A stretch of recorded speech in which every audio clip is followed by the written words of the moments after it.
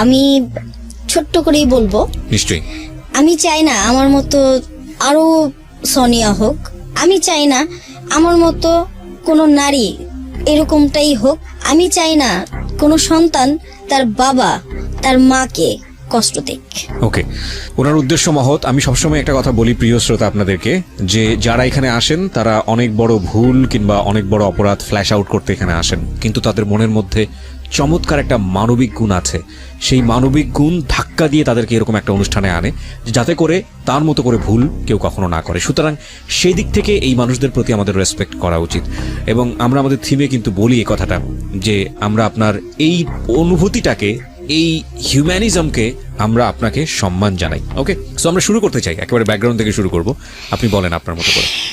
বাবা army constable ছিল, সেখান থেকে বাবা ওটা ছেড়ে দিয়ে তারপর বিদেশে চলে যান। আচ্ছা, উনি বেশিরভাগ সময়টা বাহিরেই কাটাইছেন। তো আমি আমার সৎ মায়ের কাছে মানুষ, দাদির কাছে।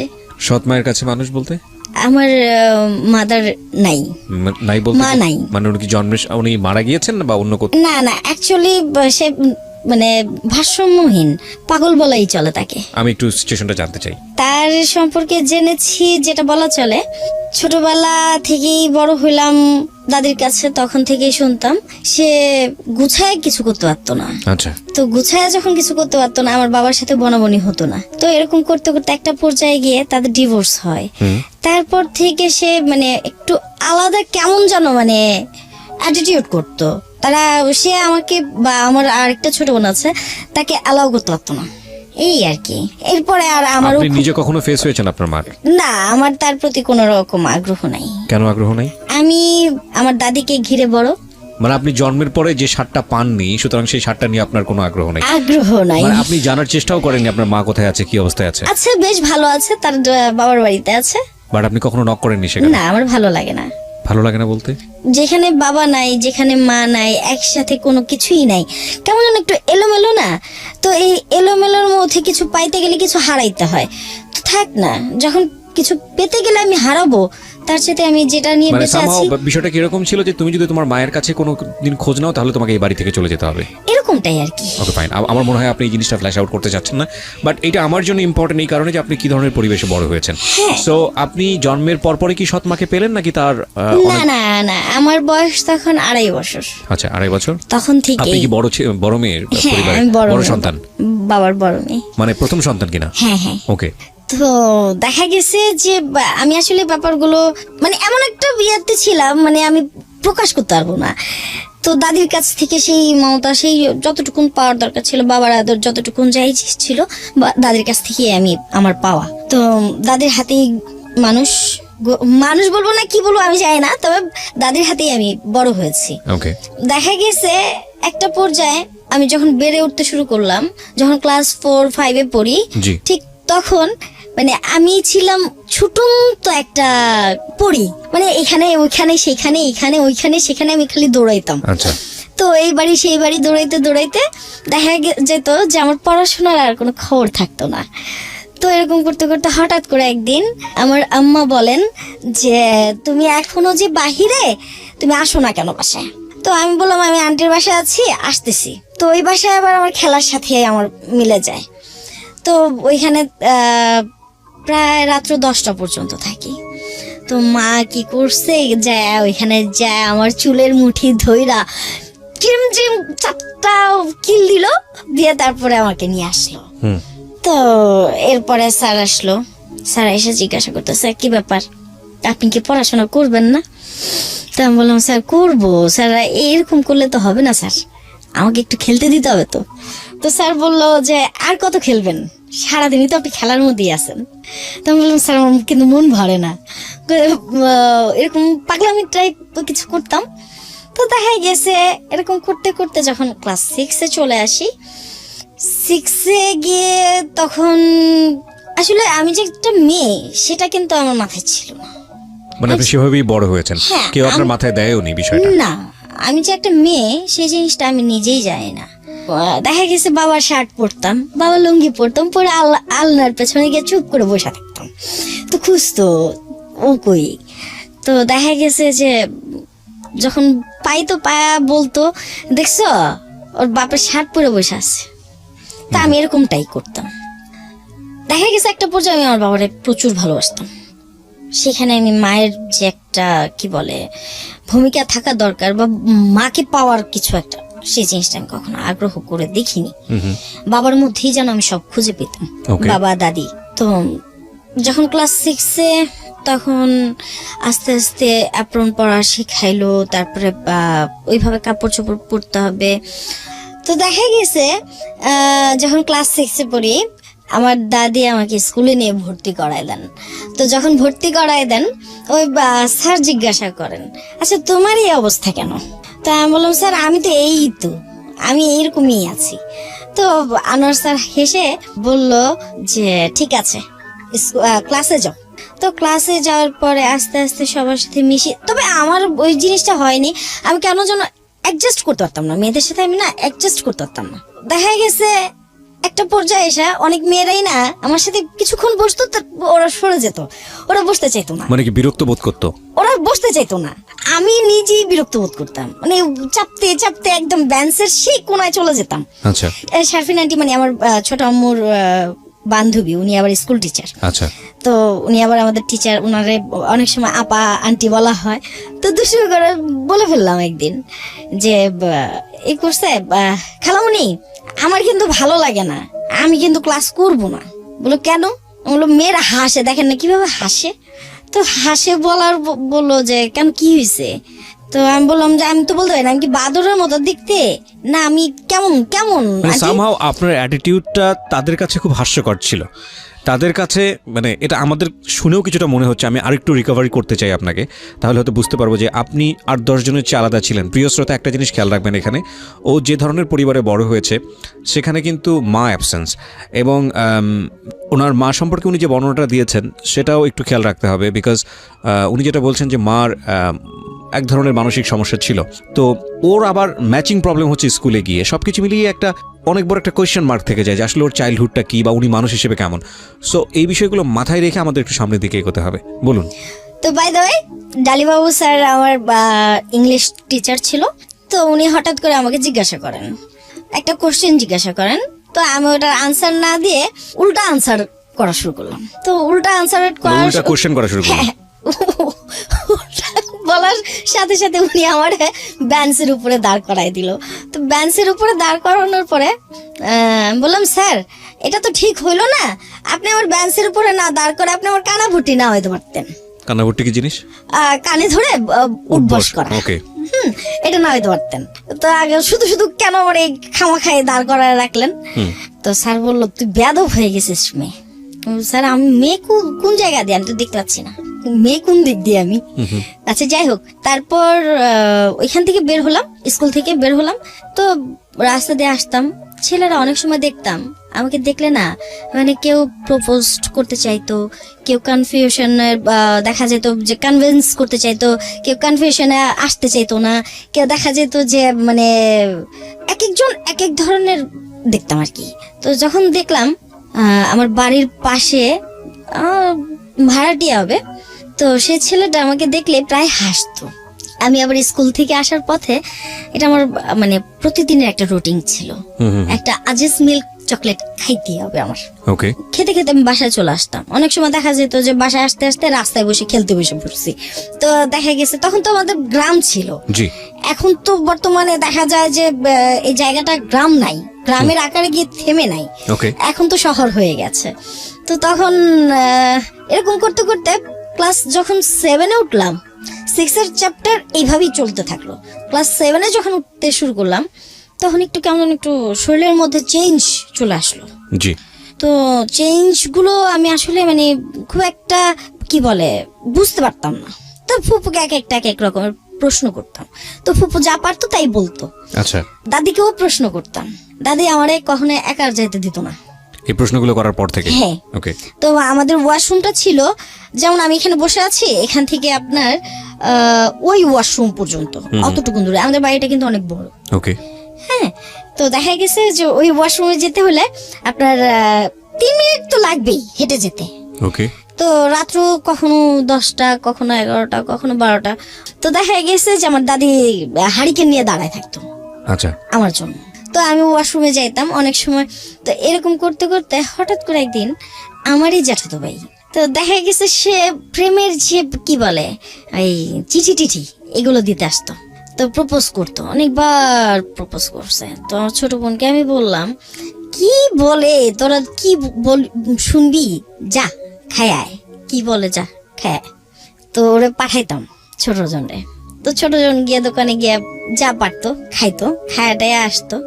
আমি কিন্তু আসলে প্রেম বিষয়ে কোনো ব্যাপার তখন পর্যন্ত আমার ভেতরে ছিল না। ওকে। আমি প্রেম বিষয়ে কি জিনিস আমি এগুলো বুঝতাম না। আচ্ছা। এগুলো আমার মাথায় ছিল না, আমার মাথায় শুধু এক খেলা। তো দেখা গেছে, তো উনি আমাকে চিঠি দিল, কখনো কার্ড দিত, কখনো এটা দিত, কখনো সেটা দিত। তো এরকম করতে করতে আমি নিতাম, নিয়ে আমি আমার মাকে দিয়ে দিতাম যে মা ধরো তো, তুমি পড়ো, আমার ভালো লাগে না এগুলো, কি দিছে দেখো না। একটা জিনিস কি, সে আমার সৎমা হলো না, সে আমাকে বিশ্বাস করতো। আচ্ছা। আমি কোথাও কিছু করব না সেটা তার মাথায় ছিল। ওকে। তো বাই দ্য ওয়ে একদিন চিঠিগুলো হাতে দেওয়ার পরে আম্মা খুব ক্ষুব্ধ হয়ে গেল। ওনার বাবার বাড়ি তো আবার আমার বাবার বাড়ি থেকে একটু দূরে, মানে আমি যে স্কুলে পড়তাম পাইলট স্কুল, তো পাইলট স্কুল থেকে একটু পেছনে, সেও কিন্তু নাম করা বাড়ির মেয়ে। জি। তো বাই দ্য ওয়ে, তো ওইখান থেকে এক ছেলে আসে নাম মনির। ওই মনির আসার পরে বাইক নিয়ে আসতো, প্রতিদিন যাইতো 4-5 মাস। তো মা এই জিনিসটা খুব ভালো চোখে আর দেখলো না। ওকে। প্রায় দেখতেছে যে বাসায় চিঠিও আসে, এই বাসার সামনে দিয়েও ওই বাইক নিয়ে দৌড়াদৌড়ি, ওই পেছনে দাঁড়াই, পেছনের থেকে প্রপোজাল দেওয়া দেই। তো মেয়ে নিয়ে আমি বিপদে আছি। তো এরকম করতে করতে সে এক পর্যায়ে আমার বাবাকে মনে হয় চিঠি দেয়। আচ্ছা। যে তুমি দেশে আসো, মেয়ের একটা ব্যবস্থা করো। ক্লাস 7-এ পড়েন তখন আপনি? ক্লাস 7-এ পড়ি। ওকে। আমি কিন্তু তখন বুঝতে পারতাম না, তখন আমি আমার ওই যে বললাম ত্রিং বিরিং নিয়েই ব্যস্ত, খেলাধুলা নিয়ে ব্যস্ত। আমি আমার খেলা নিয়েই ব্যস্ত। কখনো ডিগবাজি, কখনো পুকুরে সাঁতার, কখনো দেখা গেছে ওইখানে ওই ক্রিকেট খেলা, কখনো দেখা গেছে বৌমাছি খেলা, তারপরে দেখা গেছে কখনো ওই গোলা শুট খেলা, একটা না একটা আমার আছেই। আচ্ছা। তো কখনো দেখা গেছে টিলো স্প্রেস, এগুলো খেলা নিয়ে না আমি সারাক্ষণ, আমার পড়াশোনা খুব একটা মন বসতো না এই খেলার উপরেই। তো হঠাৎ করে বাবা আসলো, বাবা আসার পরে বাবা ডাকতেছে আমারে, আমি না ভয় কেমন একটু ভয় টয় পাওয়া শুরু করলাম, তার কাছে যেতে চাই না। তারপরেও সে ডাকলো, গেলাম। যাওয়ার পরে বললো, তোর নামে এত কমপ্লেন শুনি আমি, এত এত এত, এই তোরে কি আমি খাবার দেই না, এই তোরে কি আমি পড়া দিই না, এই তোরে কি আমি কিছুই দিই না, তুই এমন করিস কি লেগা। তা আমি না বোকার মতো তাকায় আছে, কি বলে আমি তো বুঝতে পারতেছি না আসলে বলেটা কি এটা। যাই হোক, বাবা খুব রাগের বসে আমারে খুব পেটায়, খুব। তো ফুপিয়ারা ছিল, আসলে আমি বুঝতে পারিনি। বাই দ্য ওয়ে মারধর করলো, মারধর করার পর রাত্র তখন 9টা। তো দেখি যে আমার কাপড় টাপড় ভেসে যাচ্ছে। আমি কি শিশু করে দিলাম, না কিছু হয়ে গেল, না পানি পড়লো, মানে আমি এই নিয়ে খুব বিচলিত এই মায়ের উপরেই। তো বাই দ্য ওয়ে ফুপি দেখছে, ফুপি দেখার পর বলতেছে যে এই দাঁড়া, তুই মেয়ের গায়ে আর হাত তুলবি না, সর, মেয়ের গায়ে আর হাত তুলবি না। দাদি খুব কান্না করতেছে, আমার নাতিনে মেরে ফেলাইতেছে, আরে ওরে মেরে ফেলাইতেছে, তোরা ধর ওরে। তো এরকম করার পরে বাবাও একটু, বাবারে পেছন দিয়ে এসে আমার দাদি দুটা দিল, চাট করে 4টা দিল। তারপরে বাবা খুব রাগ হয়ে গেছে দাদির উপরে, হ্যাঁ তোমার লেগে আমি মেয়ে শাসন করতে পারি না, তোমার লেগে আমি মেয়ে কিছু করতে পারি না, তুমি খালি দাও। পরে আচ্ছা ঠিক আছে, তোর কিছু করা লাগবে না, তুই বিয়ে দিয়ে দে, এই কথাটা দাদি বললো। তো ততক্ষণে আমি যে কোনোটা বসেছিলাম সে কোনোটা ভিজা স্যাঁতস্যাঁতে হয়ে গেল। পরে ফুপি দেখে বললো, কি অবস্থা, এটা এরকম কেন? আমি বললাম, ফুপি বলতোই না তো, মায়ের চোটে কি ফাটায় ফেলাইলো না তো তোমার ভাই আমারই, দেখো তো। পরে ও হাসিয়া দিছে। ফাইন, আমরা বুঝতে পেরেছি বিষয়টা। ওকে, ঠিক আছে। তো এটা নিয়ে কোনো ইস্যু ক্রিয়েট হলো কি, মানে এই যে ঘটনাটা আপনার for the first time in your life? আসলে যখন আমার বাবা ওকে এই জিনিসটা করে, এই জিনিসগুলো আমার ভেতরে আস্তে আস্তে আস্তে আস্তে কেমন যেন একটা, মানে তাদের কাছ থেকে দূরে সরে যাওয়ার একটা কি বলে চেতনা চলে আসে। তাদের কাছ থেকে আমি যত দূরে থাকতে পারি তত ভালো লাগবে আমার, হয়তো আমি কিছু করতে পারবো, এরকম আর কি। ওই ঘটনার পরেই মানে হঠাৎ করে মানে ওই থাকা অবস্থায়, বাবার দেশে থাকা অবস্থায় আমার বিয়ে টিয়ে সব মানে দেখে টেকে তারা রেডি করে ফেলে। আমি তো বলতেই পারি না কিছু। ওকে। তো পাশের বাড়ি চিনেই তো, আর আমি তো চিনি না, আমাকে বারবার বলা হইতেছে ওই বাড়ির, তো আমি আর চিনি না। আমি বোকার মতো ক্লাস 7 এ পড়েন তখন ক্লাস 7। ব্যাকগ্রাউন্ডে আছি আমরা প্রিয় শ্রোতা, আপনারা শুনছেন সিক্রেটস। আজকে এখানে নারায়ণগঞ্জ থেকে এসেছে সোনিয়া তার নিজের জীবনের সিক্রেটস নিয়ে। এই ফাঁকে প্রিয় শ্রোতা আপনাদের সবাইকে জানিয়ে রাখছি ইতিমধ্যেই শুরু হয়েছে রেডিও আম্বার 102.4 FM এ আমার একটি নতুন শো, যে অনুষ্ঠানটির কথা হয়তো অনেকেই জানেন, মাইক্রোফোন টেস্টিং 1024, যেখানে বাংলাদেশের ছড়িয়ে ছিটিয়ে থাকা অসম্ভব প্রতিভাবান শিল্পী যারা আছেন, যারা কোথাও কোনো ফ্লোর পান না কিন্তু খুব ভালো গান, তাদের সুযোগ ঘটছে একটা অনুষ্ঠানে একটা এপিসোডে নিজেকে প্রকাশ করবার। আপনি যদি খুব ভালো গান করেন এবং আপনি যদি মনে করেন এই অনুষ্ঠানটিতে আপনি অংশগ্রহণ করবেন, তাহলে এই নাম্বারটিতে ফোন দিতে হবে এবং নাম্বারটিতে ফোন দিয়ে ফোন থেকে আপনি যে নির্দেশনা পাবেন সেই অনুসারে আপনি কাজটি করবেন। ফোন নাম্বারটি হচ্ছে 09611001024। আমি বাংলায় বলছি এবং ধীরে ধীরে বলছি, 096101001024। এই নাম্বারটিতে ফোন দিয়ে আপনি নির্দেশনা অনুসারে আপনি কাজটি করবেন। আর এমনও হতে পারে এই অনুষ্ঠানের মধ্য দিয়ে সারা বাংলাদেশ আপনাকে অন্যভাবে চিনবে। সো অপেক্ষা করছি আপনার কলের। আমরা ছোট্ট একটা বিরতির পর আবারও ফিরছি, আশা করছি আমাদের সাথেই থাকবেন। 2 মিনিটের বিরতি। তো ফুপিয়েরা দেখেন ছেলে, ফুপি দেখেন, ফুপা দেখেন, ফুপা তো ভাইয়েরা দেখেন, বাবা দেখেন কি না আমি তা জানি না, তবে মায়েরা জানেন, নানা বাড়ি এরা সবাই দেখেন, ওনারা সবাই বলেন ছেলে খুব ভালো। গরিব হইলো ছেলে ভালো। তো বাবা চিন্তা করলো যে যদি ছেলে ভালো হয়, গরিব হোক, তাতে কি আমারটা আমি উঠাই নিব, সমস্যা হবে না। বাবার যেমন এই কনফিডেন্টটা থাকে ভেতরে। আপনার 12ই মার্চ রাতে আনুমানিক 3টার দিকে আমি শুয়েছিলাম, একটা ডিভাইডার প্যান্ট পরানো, গেঞ্জি পরানো। আমার বাবা সবসময় আমাকে প্যান্ট গেঞ্জি পরাইতো। হ্যাঁ, এটা কিন্তু আমাদের এলাকার মানুষগুলো ভালো চোখে দেখতো না।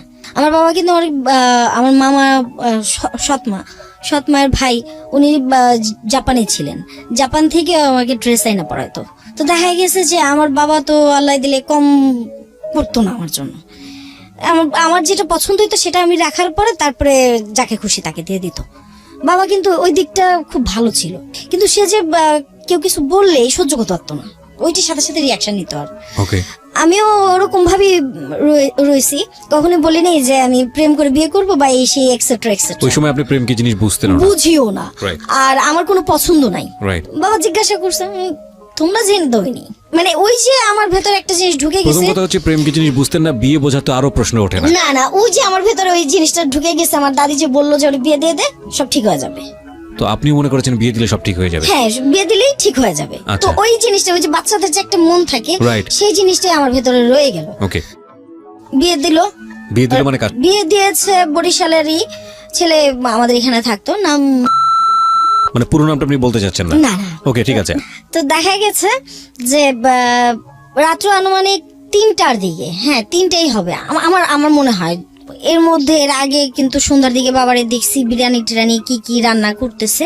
তো আমি তো ওই কটা খাইলেই আমার আর কোনো হুঁশ থাকে না, আমি পয়রা ঠুস। তো পয়রা যখন ঠুস হয়ে গেলাম দাদির বিছানায়, আমি দাদির ছেড়ে ঘুমাইতে পারতাম না। তো দাদির বিছানায় উহুদ হয়ে শুয়ে আছি। আমার ফুফাতো ভাই আমাকে এসে বলতেছে, এই ওঠ, তুই কি ব্যাপার, কি হয়েছে, তুই হঠাৎ তো চুস্কি লিগা? তো ভাইয়া বলতেছে যে এই তুই এখনো তুই করা কথা মারে, দাদা বল। কিসের দাদা বলবো তোরে, আমি বলেন কি হয়েছে?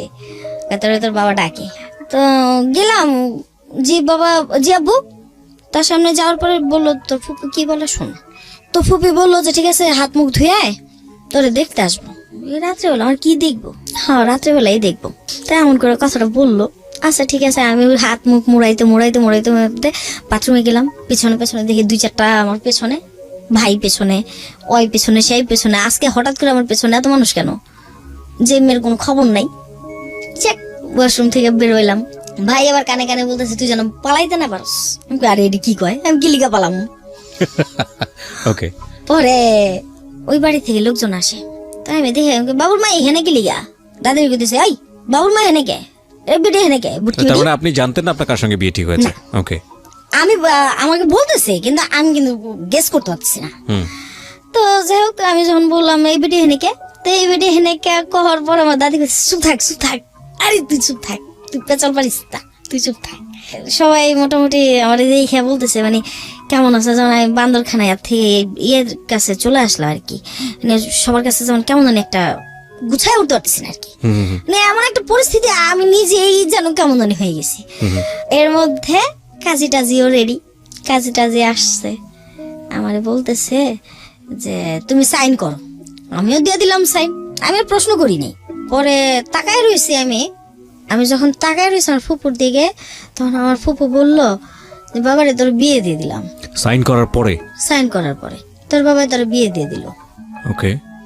ওই ডিভাইডার প্যান্ট, ওই গেঞ্জি পরানো, খালি আমার উপরে ওই আমার ফুফাতো বোনের জামাই একটা শাড়ি আনছিল, শাড়িটা মানে উপরে মানে কোন রকম অ্যাপ্রনের মতো দেয়া আর কি, শাড়ি পরারও সুযোগ নাই। তো কারি বলে আপনার সঙ্গে কোনো কথা বলেনি, কেউ কিছু বলেনি যে বিয়ে জিনিসটা কি? না, আমি এই জিনিসটা আসলে বুঝি নাই। বিয়ে দিয়ে দিলাম তখনও আপনি বোঝেন না বিয়ে জিনিসটা কি? না, আমি তখনও বুঝিনি, আমি কিন্তু এই জিনিসটা বুঝি না। আমারও সবাই দেখতেছে আমি পাকা টস টস টস টস কথা বলতেছি সবই, কিন্তু আমার ভেতর থেকে সেটা আপনি, আপনাকে যারা শুনছে তারাই বুঝতে পারছে আপনার নেচার কি রকম। আপনি যেভাবে বলছেন সেটাই যদি আপনার নেচার হয়ে থাকে তাহলে সেটা খুবই স্বাভাবিক ছিল। এটাই আপনার এইভাবে আপনি কথা বলেন। অতটা ম্যাচুরড না, আমার ভেতর থেকে আমি ম্যাচুরড না। যখন আমাকে দিয়ে দেওয়া হলো, ওই ছেলেটা দেখলাম ও আমার সালাম করতে পাঠাইলো, সালাম দিয়ে আসো। তো সালাম দিয়ে আসার পরে আমার বাবা তো হুৎমাদ করে চিৎকার, কি করলাম আমি পাগল হয়ে কি করলাম। বাই দ্য ওয়ে, আমি ওইখান থেকে ফিরে আসার পথে ওই লোকটা দেখলাম কি যেন এমন করে কাছা দিয়ে উঠা দৌড় দিল। ওই লোকটা মানে আপনার হাজবেন্ড? আমি দেখলাম আর কি, আমি আসলে হাজবেন্ড বুঝছি না তখন, কিসের হাজবেন্ড আর হাজবেন্ড। তো আমি সালাম দিয়ে কোনো রকম আসলাম আর কি। তা আইসা বাবারে যখন ধরলাম তখন একটু অনুভূতি হলো যে বাবা যেন কেমন পর হয়ে গেল, একটা অনুভূতি চলে আসলো আমার ভিতরে। তো বাবা আমি যখন বাবারে ধরে খুব কান্না করতে করতে এক পর্যায়ে আমার এটাই না, যখন ভিতরে নিয়ে যায় ভিতরের রুমে, সব মেহমান অতীত চলে যায়, যাওয়ার পরে আমি বিছানায় গিয়ে শুই, বাবার সাথে গিয়ে শুই, বাবার উপরে পা দিয়ে শুই। এতটা ম্যাচুরিটি কিন্তু আমার ভিতরে আজও আসেনি। ক্লাস 7 এ পড়েন আপনি তখন? জি।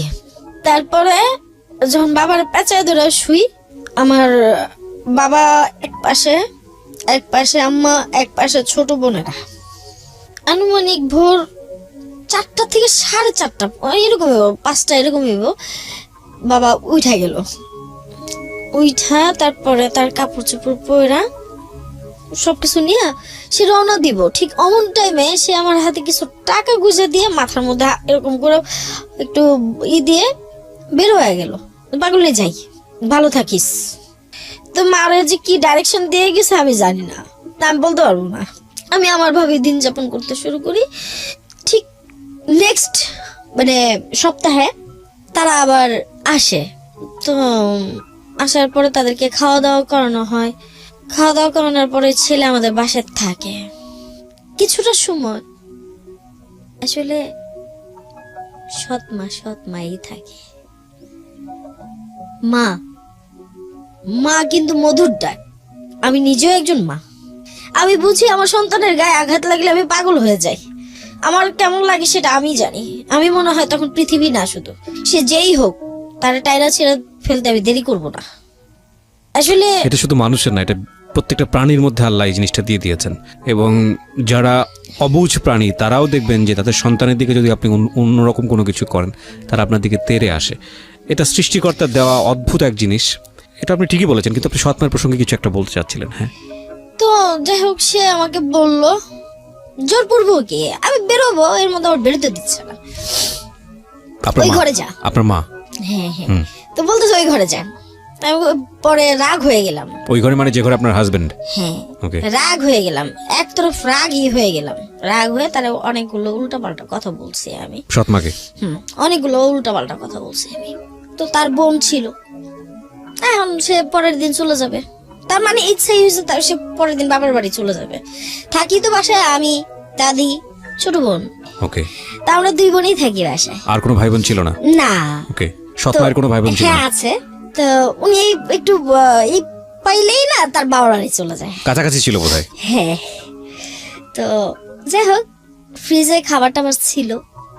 তো ওই টাইমটা আমার খুব ক্ষুধা লাগছে, খাবো, সেজন্য কেমন একটা আর চোখে আমার নাই করলো, সেটা আমি বুঝতে পারছি। কে না করলো? আম্মা কেমন একটা আর চোখে সে নাই করলো আমারে। তো ঠিক আছে, ভালো কথা, খেলাম না, ধরলাম না, কি হইলো? কিছুই হইলো না। যেমন আমি এইভাবে চলা শুরু করলাম।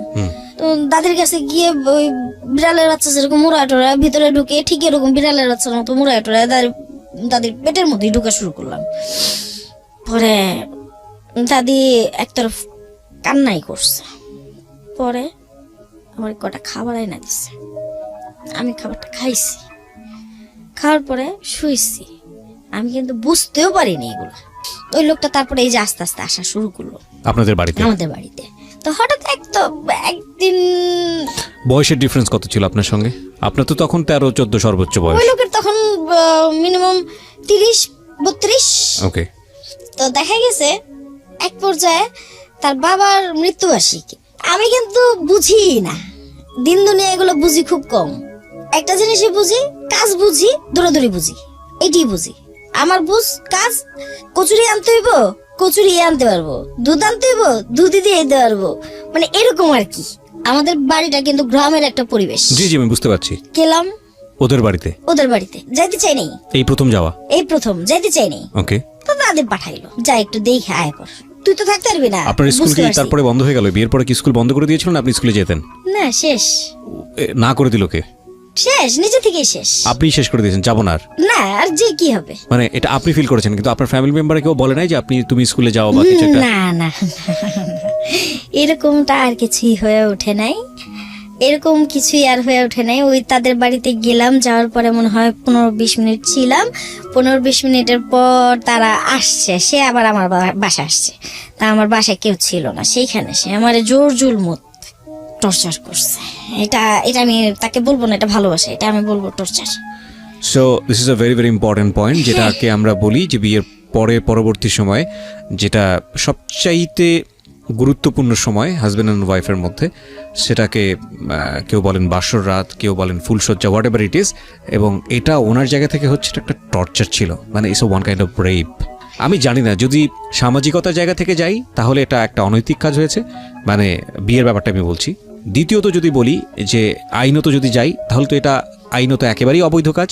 তৃতীয়ত যদি রিলিজিয়নের জায়গা থেকে যাই, আমি নট রিলিজিয়াস স্কলার, আমি ধর্মীয় বিষয়ে খুব ভালো জ্ঞান রাখি না, কিন্তু আমার যতটুকু জ্ঞান বলে তাতে আমি যতটুকু বুঝি, যদি ভুল না করে থাকি, যে বিয়ে দেওয়ার আগে এইভাবে বিয়ে দেওয়ার কোনো নিয়ম আমার জানা মতে আমাদের ধর্মে নেই। সুতরাং সেদিক থেকেও এটা একটা ভয়াবহ রকমের গুনাহের কাজ এবং অপরাধের কাজ হয়েছে। এবং ঠিক আছে, টর্চার হলো, তারপর ওই অবস্থায় যে আমার বড় বাচ্চাটা আমার পেটে রয়ে যায়, সেটা তো আর আমি বুঝতে পারি নাই। মানে এই ফার্স্ট টাইমই আপনি কনসিভ করেন? হ্যাঁ, এটা আমি বুঝতে পারিনি, কারণ ওই যে বললাম আপনি তো জানতেই না, ইনফ্যাক্ট দূরত্বটা তো ওইখানেই প্রথম ভেসে গেল। রাইট। সেইখান থেকেই বিয়ে হয়ে গেল। পরের সপ্তাহে আমার বিয়ে, আর পরের সপ্তাহে সবকিছু শুরু হয়ে গেল, এই যে রানিং হয়ে গেল জীবনটা, এই যে এখান থেকেই শুরু হয়ে গেল। তো ওই মায়ের কোলে বা আমার দাদির কোলে বা আমার বাবার কোলে আমি বসে আপনি থাকার আমাকে একটা ছিলাম মিনিট না। একটু সময় দেন, আমি এই জায়গাটা একটু কথা বলতে চাই। আমাদের সামাজিকতা এগুলো এখন অনেক বড় ট্যাবু, একটা সময় পর্যন্ত মনে করা হতো, এখন এগুলো বিষয় নিয়ে অনেক ওপেন ডিসকাশন হচ্ছে, যে আসলে ছেলেমেয়েদেরকে শ্রেণীকক্ষে পাঠদানও করা হচ্ছে, which is very very important. যে একটা মেয়ে হয়ে ওঠা, শারীরিক যে পরিবর্তন বয়ঃসন্ধিকালে আসে, সেগুলো নিয়ে কথা বলতে গেলে মানুষ মনে করেন না এগুলো শোনাও পাপ। আমাদের কিন্তু এই সমাজের কিন্তু বাস্তবিক অবস্থাটা কিন্তু এরকম, কিন্তু এটা জীবনের খুবই গুরুত্বপূর্ণ একটা বিষয়। একটা মেয়েকে পরিবারের মধ্যে খুব সুন্দর করে এই বিষয়গুলো নিয়ে শিক্ষা দেয়া, যে এটা এই জিনিস, এটা করলে এটা হয়, এটা করলে এটা হয়, এই কাজটা আমাদের পরিবারে মনে করা হয় এটা একটা বিশাল অপরাধের কাজ, এগুলো নিয়ে ডিসকাস করা যাবে না, এগুলো নিয়ে আলোচনা করা যাবে না। এবং যে কারণে এগুলো বিভিন্ন রকমের মিসকনসেপশন কিন্তু মানুষের মধ্যে গ্রো করে। এবং দেখা যায় সে হয়তো তার বড় বোনের কাছ থেকে শুনেছে, তার বড় বোন হয়তো তার পাড়া প্রতিবেশীর কাছ থেকে শুনেছে, কিন্তু এই শিক্ষাটা আসলে কার কাছ থেকে আসা উচিত, প্রপারলি কার কাছ থেকে আসা উচিত? আমি মনে করি যারা বয়োজ্যেষ্ঠ আছে তাদের কাছ থেকেই আসা উচিত।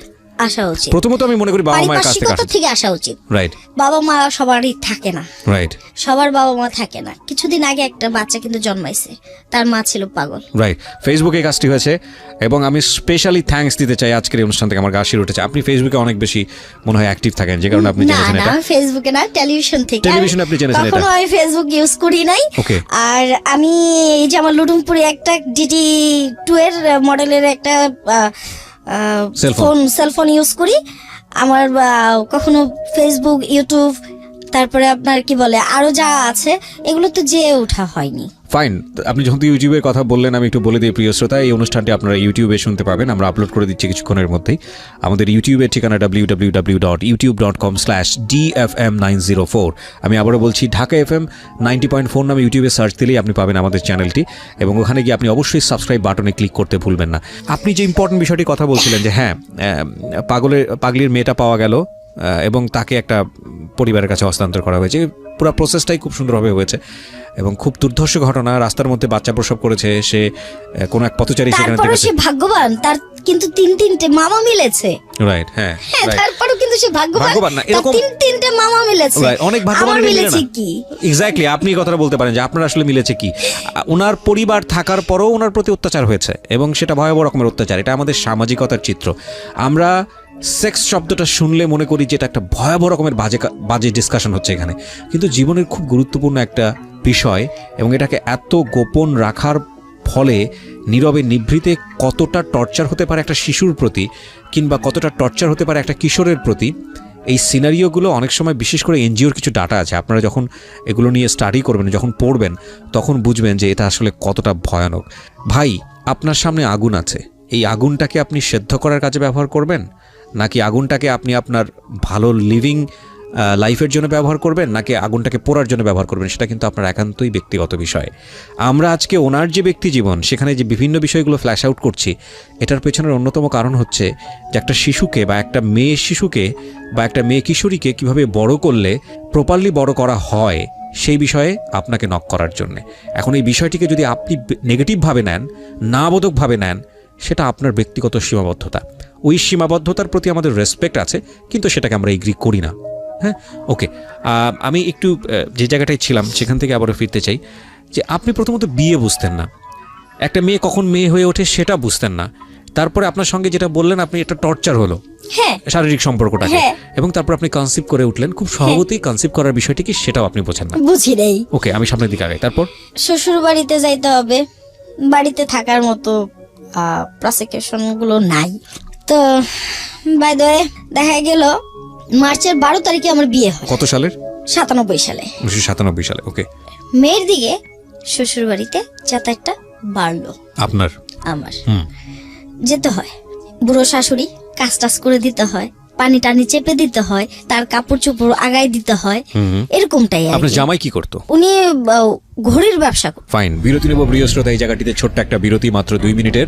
এই ফাঁকে প্রিয় শ্রোতা, আপনাদের সবাইকে জানিয়ে রাখছি, ইতিমধ্যেই শুরু হয়েছে রেডিও আম্বার 102.4 FM আমার একটি নতুন শো, যে অনুষ্ঠানটির কথা হয়তো অনেকেই জানেন, মাইক্রোফোন টেস্টিং 1024, যেখানে বাংলাদেশের ছড়িয়ে ছিটিয়ে থাকা অসম্ভব প্রতিভাবান শিল্পী যারা আছেন, যারা কোথাও কোনো ফ্লোর পান না কিন্তু খুব ভালো গান, তাদের সুযোগ ঘটছে একটা অনুষ্ঠানে, একটা এপিসোডে নিজেকে প্রকাশ করবার।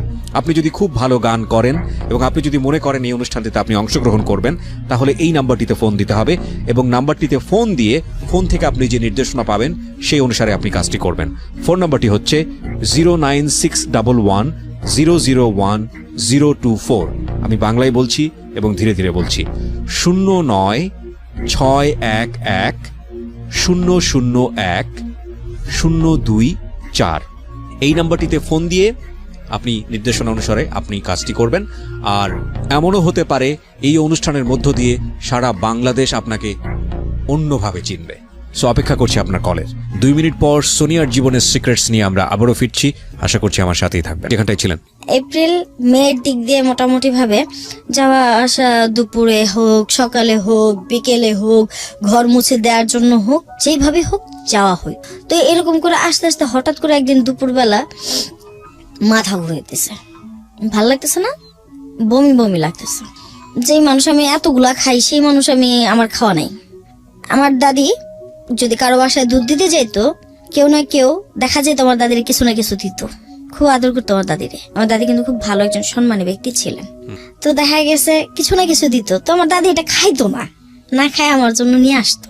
তা আমি আবার দাদির টুলবুলি খাইতাম। দাদির কাছে কলা আছে, আপেল আছে, দাদির কাছে সবই আছে, কিন্তু আমার আর পেটে যায় না, পেটে গেলেই বমি আসে। তো খুব কান্নাকাটি করতেছিলাম। তো এক আন্টি আসছে আমাদের বাড়ির সামনে, আমাদের বাড়ি থেকে একটু দূর হইব, কতটুকু হইব মানে এখান থেকে 5 টাকা ভাড়া এরকমটা দূর হইব। তো ওই আন্টিদের বাসায় তো আন্টির মেয়ের সাথে খেলছি টেলছি। তা আন্টির কাছে গিয়ে বললাম যে আন্টি আমার পেটটা না কেমন যেন লাগে, শক্ত শক্ত লাগে, বমি বমি আসে, ভাল লাগে না। তো পরে হাইসা দিয়ে বললো পাগল নেই এটা শো। তো শুইলাম মতো, পরে উনি একটু চেক আপ কি করলো না করলো পরে বললো আর কি।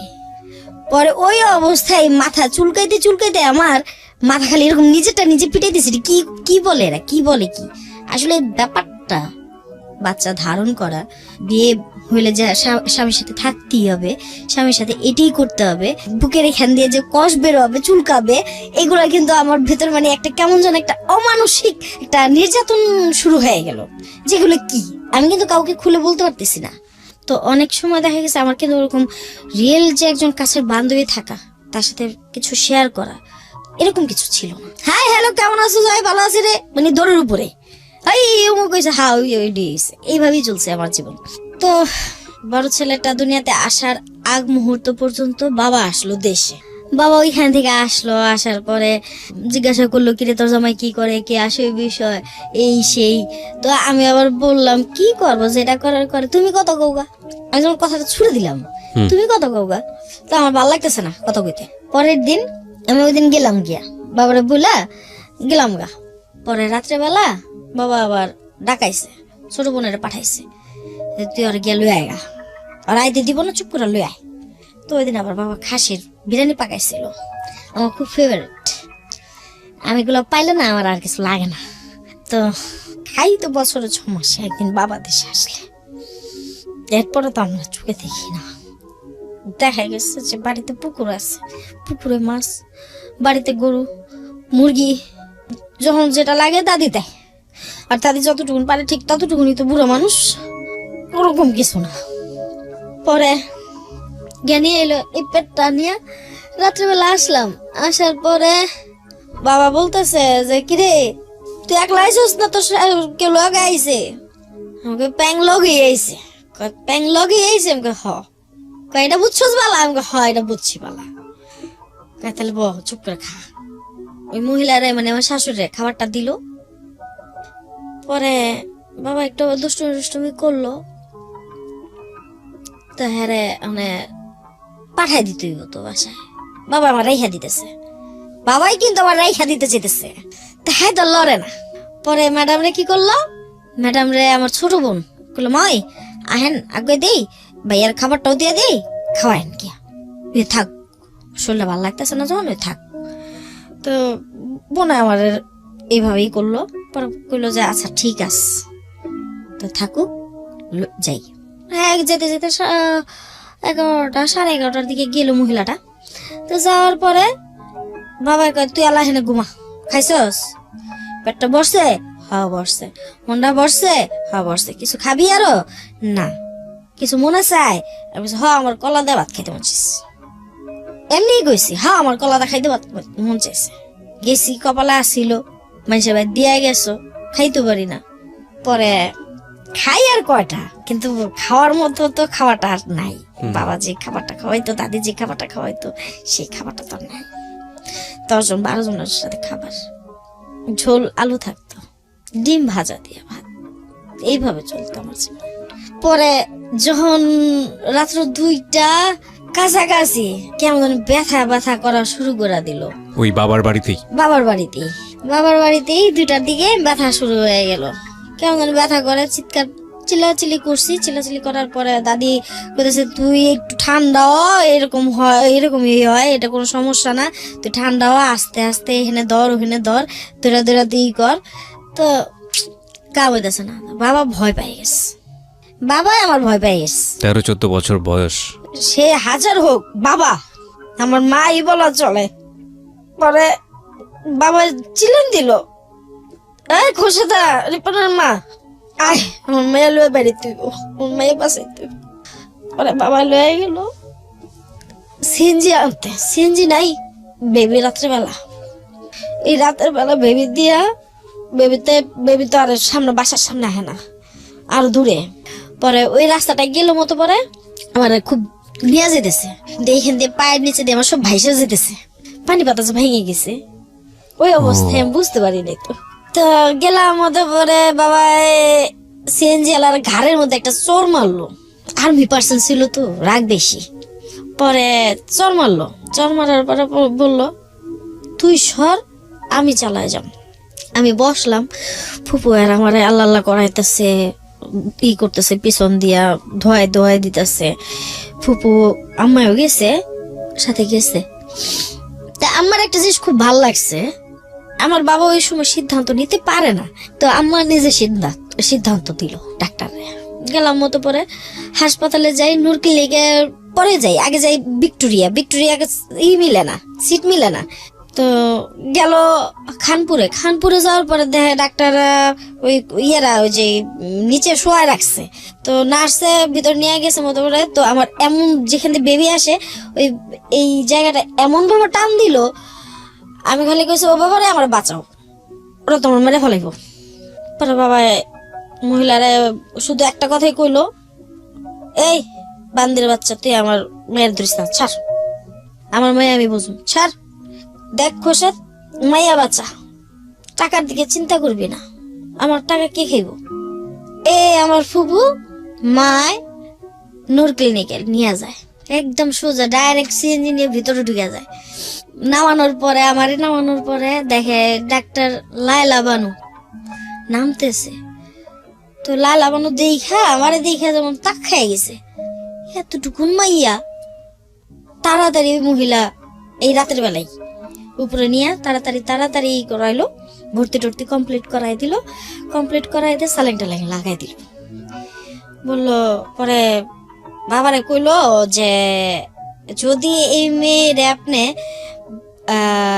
বাঁচাইতে চান, সিজার করতেই হইব, আর সিজার না করলে বাচ্চা বাঁচবো না। পরে বাবা ওখান থেকে লাভ দিয়ে উঠা বলে, বাচ্চার গোষ্ঠী মারি, আগে আমারটা বাঁচুক, এর পরেরটা, আমার পরেরটা দরকার নেই। পরে মায় যেমন বুঝাইলো বাবারে, তুমি পাগলামি করো না, মাইয়ার কিছু হইব না, কিন্তু মাইয়া আমি সিজার করতে দিব না। মাইয়া আমার ঘোড়ার মতো লাফায়, কোন লাফানির চোটে কোন দিন শিলি সুইটার পরে মরে যাবো, কোনো স্টেশন থাকবো না, তখন তুমি আমার বকবা। চিন্তা করে দেখুন, ওর কিশোরী বয়স, ওর অ্যাটিটিউড, এগুলোর মধ্যে কোনো পরিবর্তন নেই, কিন্তু জীবনের কত বড় পরিবর্তন ওকে চাপিয়ে দেওয়া হয়েছে সামাজিকভাবে। বলেন। পরে যাই হোক, এর 2 দিন পরে সবাই আসে যায়, আমি আমার ভাবি ব্যথা এমন একটা জিনিস, সেখানে মার বাপ বুঝে না। তো নার্সারে বললাম, যেদিন বাচ্চাটা হবে আর কি, আমার বড় ছেলেটা হবে, নূর ক্লিনিকের বারান্দায় হাঁটতেছি, নার্সারে বললাম যে আপা আপনি এটা ছেড়ে দিয়ে যান গা, আমি হাঁটমু, না হাঁটলে আমার ভালো লাগবো না, আমি একটু হাঁটমু, আর খালি একটু জিগান আব্বু আইব কোন সময়। বাবারে খালি দেখলাম চাষারার চত্বরটারে দেখলাম যে রিক্সাটা দিয়ে খালি ঘুইরা খালি আইতাছে, বাবারে খালি একটু দেখলাম। এই বাবারে দেখার কিছুক্ষণের মধ্যেই মনে হয় মিনিট নিচে কিনা আমি জানি না, সেকেন্ডের মাথায় আমার ব্যথা আর বেড়ে গেল, এত ব্যথা, কারি কয় ব্যথা। সাথে সিস্টাররা নিয়ে গেল ভিতরে, স্টিচ লাগছে, তো বেবি হইলো, নরমাল ডেলিভারি। হ্যাঁ, বাবারে দেখছি ওই যে ইচ্ছা মতন তারা দিতাছে ইনজেকশন গুলা, সালাইয়ের মতো পুশ করতেছে, সব শরীরে যাইতেছে, ওই ব্যথাটা মানে আস্তে আস্তে তীব্র হয়ে উঠলো, ব্যথা বাড়ায় ইন্সপেক্ট ওই সময়টাতে, হ্যাঁ, অতিরিক্ত তীব্র হয়ে উঠলো। তো ভেতরে নেওয়ার পরে বাচ্চার মাথা আসে না, কেটে দেয়, আর করে কেটে দেয়, প্রায় 6টা স্টিচ পরে। তো এই অবস্থায় 6টা স্টিচ অনেক কিছু আমার জন্য। তো যাই হোক, বের হইলো, বাবু আসলো, বাবুরে নিয়ে সবাই মাতামাতি পাতাপাতি কাটাকাটি, সবাই খুব খুশি। আপনার খোঁজ নাই, আমার খোঁজ নাই। This is the another important point. আজকের এই যে সিক্রেটসের যতক্ষণ পর্যন্ত আছি, মানে আমার বলতে ইচ্ছে করছে this is one of the best story ever in my entire radio career life. আমি জানি না এর পরে কি হয়েছে বা কি হবে, কারণ আমি এখন পর্যন্ত স্টোরিটা পুরোটা জানি না, না জেনে এখানে আপনাদের সামনে বসিয়েছি ওনাকে। একটা জিনিস আপনাদেরকে বলি, এই ভদ্রমহিলা যে কথাটা এখানে তুলে ধরছেন পুরো সমাজের চিত্রটাই এখানে আছে। দেখুন, এই বিষয়টা নিয়ে আমরা কখনোই কোনো সামাজিক সচেতনতার জায়গায় কোনো কথা বলি না। সেটা হচ্ছে বাচ্চা হয়ে যাওয়ার পরে এই যে বাচ্চা নিয়ে দৌড়াদৌড়ি শুরু হয়, বাচ্চার মায়ের দিকে কনসেন্ট্রেশন অনেক কমে যায়। আপনারা কি জানেন এতে করে বাচ্চার মায়ের কত ভয়ানক একটা মানসিক রোগ হতে পারে? আমরা এরকম কিন্তু অনেক সময় দেখি পত্রপত্রিকাতে যে বাচ্চা জন্মগ্রহণ করার 2 থেকে 3 মাসের মধ্যে মা বাচ্চাটাকে মেরে ফেলেছে। আমরা কি সাইকোলজির ভাষায় কখনো এই বিষয়টাকে অ্যানালাইসিস করেছি যে মা কেন এই কাজটা করলো, মার দ্বারা এটা কীভাবে সম্ভব? আমরা গণহারে লেখা শুরু করি, গণহারে বলা শুরু করি যে এই মা, এটা কোনো মা না, এটা দজ্জাল মা, কিন্তু আমরা বিষয়টা জানি না। আর না জানার পেছনে আমরা যে আসলে জানতে চাই না সেটাই আসলে অনেকখানি দায়ী। আমরা ছোট্ট একটা বিরতি নেব প্রিয় শ্রোতা। যে কথাটা বলতে চাই বিরতি নেবার আগে সেটা হচ্ছে বেবি হবার পরে বেবির দিকে যতটুকু কনসেন্ট্রেশন আপনারা দেবেন, বেবির মায়ের দিকে পারলে তার চেয়ে আরও বেশি কনসেন্ট্রেশন দেবেন। এটা খুবই খুবই খুবই প্রয়োজনীয়, বেবি এবং বেবির মা দুজনের জন্যই খুবই প্রয়োজনীয়। ছোট্ট একটা বিরতি নিয়ে ঠিক রাত 12টায় ফিরছি। এই ফাঁকে প্রিয় শ্রোতা আপনাদের সবাইকে জানিয়ে রাখছি ইতিমধ্যেই শুরু হয়েছে রেডিও আম্বার 102.4 FM আমার একটি নতুন শো, যে অনুষ্ঠানটির কথা হয়তো বা অনেকেই জানেন, মাইক্রোফোন টেস্টিং 1024, যেখানে বাংলাদেশের ছড়িয়ে ছিটিয়ে থাকা অসম্ভব প্রতিভাবান শিল্পী যারা আছেন, যারা কোথাও কোনো ফ্লোর পান না কিন্তু খুব ভালো গান, তাদের সুযোগ ঘটছে একটা অনুষ্ঠানে একটা এপিসোডে নিজেকে প্রকাশ করবার। আপনি যদি খুব ভালো গান করেন এবং আপনি যদি মনে করেন এই অনুষ্ঠানটিতে আপনি অংশগ্রহণ করবেন, তাহলে এই নাম্বারটিতে ফোন দিতে হবে এবং নাম্বারটিতে ফোন দিয়ে ফোন থেকে আপনি যে নির্দেশনা পাবেন সেই অনুসারে আপনি কাজটি করবেন। ফোন নাম্বারটি হচ্ছে 09611001024। আমি বাংলায় বলছি এবং ধীরে ধীরে বলছি, 096101001024। এই নাম্বারটিতে ফোন দিয়ে আপনি নির্দেশনা অনুসারে আপনি কাজটি করবেন। আর এমনও হতে পারে এই অনুষ্ঠানের মধ্য দিয়ে সারা বাংলাদেশ আপনাকে অন্যভাবে চিনবে। সো অপেক্ষা করছি আপনার কলের। ছোট্ট একটা বিরতি নিয়ে ঠিক রাত 12টায় ফিরছি। আমার শুধু বললো যে আমি যাই গে, আমার শরীরটা ভালো লাগতেছে না মা, এখন তুই ভালো আছিস, থাক, কালকে লয়ে যাম, কালকে সকালে ইনশাল্লাহ তুই যাবি। আচ্ছা ঠিক আছে বাবা, খালি এতটুকু সান্ত্বনা আমার দিয়েই গেল। বাবার সান্ত্বনা নিয়েই রইলাম। বাকিটা 2 দিন পরে ছাড়ার কথা ছিল, পরের দিনই ছাড়াই নিয়ে এসে পড়ছে। আমি বাসায় নিয়ে ট্রিটমেন্ট কোনো সমস্যা হবে না। পরে এখন বাচ্চা খালি কান্দে, পেটের ব্যথায় যে কান্দে সেটা তো আর বুঝতে পারিনি। সবাই চেক টেক দিতেছে, ওর জেঠিরে ওরা চেক দিতেছে, কিন্তু বাচ্চা তো খালি কান্দে। বাচ্চার তো কান্দা বন্ধ হয় না। বাবা তো এই এটা ফেককে হালা, আমার ঘুমাইতে দেয় না। কোন বাবা? মানে বাচ্চা? আমার বাবা। ও আচ্ছা আচ্ছা।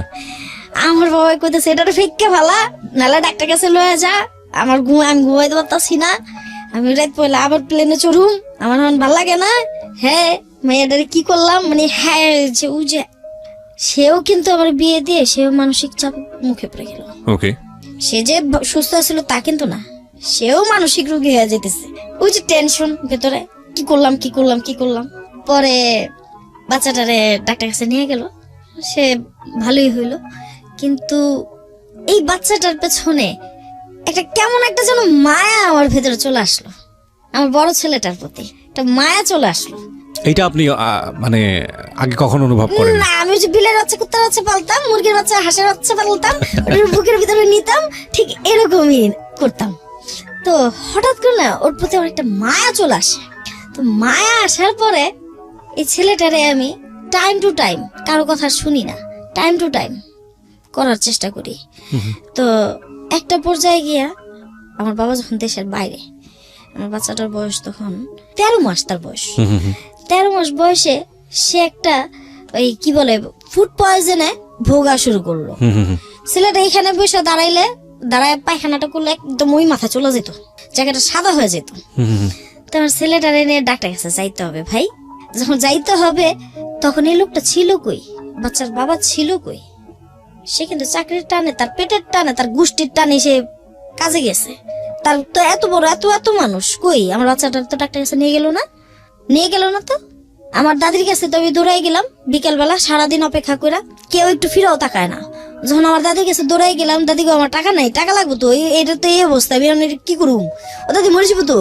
তো এই যখন এই কথা বলতেছে, আমার দাদি কিন্তু আমার দিকে তাকায় রয়েছে যে যাও যে মায়ের মার কাছে টাকা পাবো, ওইখানে টাকা পাবো তোদের টাকাগুলো কারেকশন করার জন্য। আচ্ছা, তো ওইখান থেকে টাকাগুলো কারেকশন করলাম। তো কারেকশন করার পরে দৌড়ায় এসে কাপড়টা কোনো রকম পাল্টাইলাম। আমি কাপড় পরলে এই মাথা থেকে পরলে ওই মাথা খুলে পড়ে যেত। সি মানে আপনারা চোখের সামনে দেখতে পাচ্ছেন, আমি তো ওকে দেখতে পাচ্ছি, ইনফ্যাক্ট ওর বলার স্টাইলের জায়গা থেকে ওকে দেখতে পাচ্ছি যে ছোট্ট একটা মানুষ যার নিজের কাপড় চোপড়ে ঠিক নেই, তার পেটে মানে সে একটা বাচ্চা বড় করছে, তার বয়স আবার 1 বছর 3 মাস। চিন্তা করে দেখুন। হ্যাঁ বলেন। তো কাপড় এইখানে বাচ্চারা লইতে গেলে এখানে পড়ে যেত। তা আমাদের এলাকায় তো দুষ্ট লোকের অনেক অভাব নাই, ওরা না শরীরের দিকে তাকায় থাকতো, এটা তো আমি বুঝতে পারতাম না। তা আমি তো আমার দোষ, কে কোন দিকে তাকাইলো এগুলো সময় আছে, এগুলো কি বুঝতাম নাকি, এত বুঝতে আমার ছিল না। আমার বুঝতে হয়েছে ইমিডিয়েটলি 2013 দিক দিয়ে 12-13 দিক দিয়ে আমার বুঝ হয়েছে। মানে আমি যে এতটা বুঝি, এতটা জ্ঞান রাখি, 2012 আর 13-তে গিয়ে আমি নিজেকে নিজে রিয়ালাইজ করে পেয়ে গেছি। আচ্ছা যাই হোক, তারপর ছেলেটারে নিয়ে ডাক্তারের কাছে যাব। আমার কাপড় এখান থেকে এই পর্যন্ত খুলে গেছে, পেটিকোটটা দেখা যেতেছে। জিজ্ঞাসা করলাম বড় ভাসুরে, দাদা পোলা তো পায়খানা করতেছে, ওখানে পোলাটারে বাঁচানো লাগবো না, একটা ব্যবস্থা করে দেন, যাই না লয়ে যান। লোকটা ফিরেও তাকাইলো না, বসি বানতেছে। আমি জানি না আমার ছেলেরা কি শুনবে কিনা, যদি আমার ছেলেরা শুনে থেকে থাকে। বাবারা আমি তোমাদের পেছনে অনেক শ্রম দিচ্ছি, অনেক ঘাম দিচ্ছি, মা কখনোই নষ্ট কোনো কাজে ছিলাম না, মা কখনো নষ্ট কিছু করি নাই। মা অপরাধ যদি তোমাদের কাছে অপরাধী হয়ে থেকে থাকি, বাবা আমি মাপ চাই তোমাদের কাছে, ক্ষমা প্রার্থী। যদি তোমাদের মনে চায় মাকে ক্ষমা করবা তো করো, আর যদি না মনে চায় প্লিজ মার পরিচয়টা তোমাদের জীবন থেকে মুছে দিও।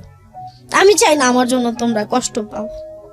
পরক্ষণে যখন খুব পায়খানা করতেছে, প্রচুর পায়খানা করতেছে, ওই দাদির ওই টাকাটা নিয়ে আমার এই জালের ভাইয়ের বউ ওনারের সাথে খুব কানাকাটি করার পরে উনি নিয়ে গেল। উনি আসলো, ওনারে নিয়ে ট্রেনে বসলাম। ট্রেনে বসার পরে ট্রেন আমার কাপড়গুলো কিন্তু এইখান থেকে এই মাথা থেকে ওই মাথা, এই মাথা থেকে সেই মাথা ভিজতেছেই। শুধু বাকি আছে আমার আঁচলটা, যে আঁচলটা দিয়ে আমি আমার ছেলেটারে ঢাইকা রাখছি, দুধ খাওয়াইতেছি ট্রেনে বসেই।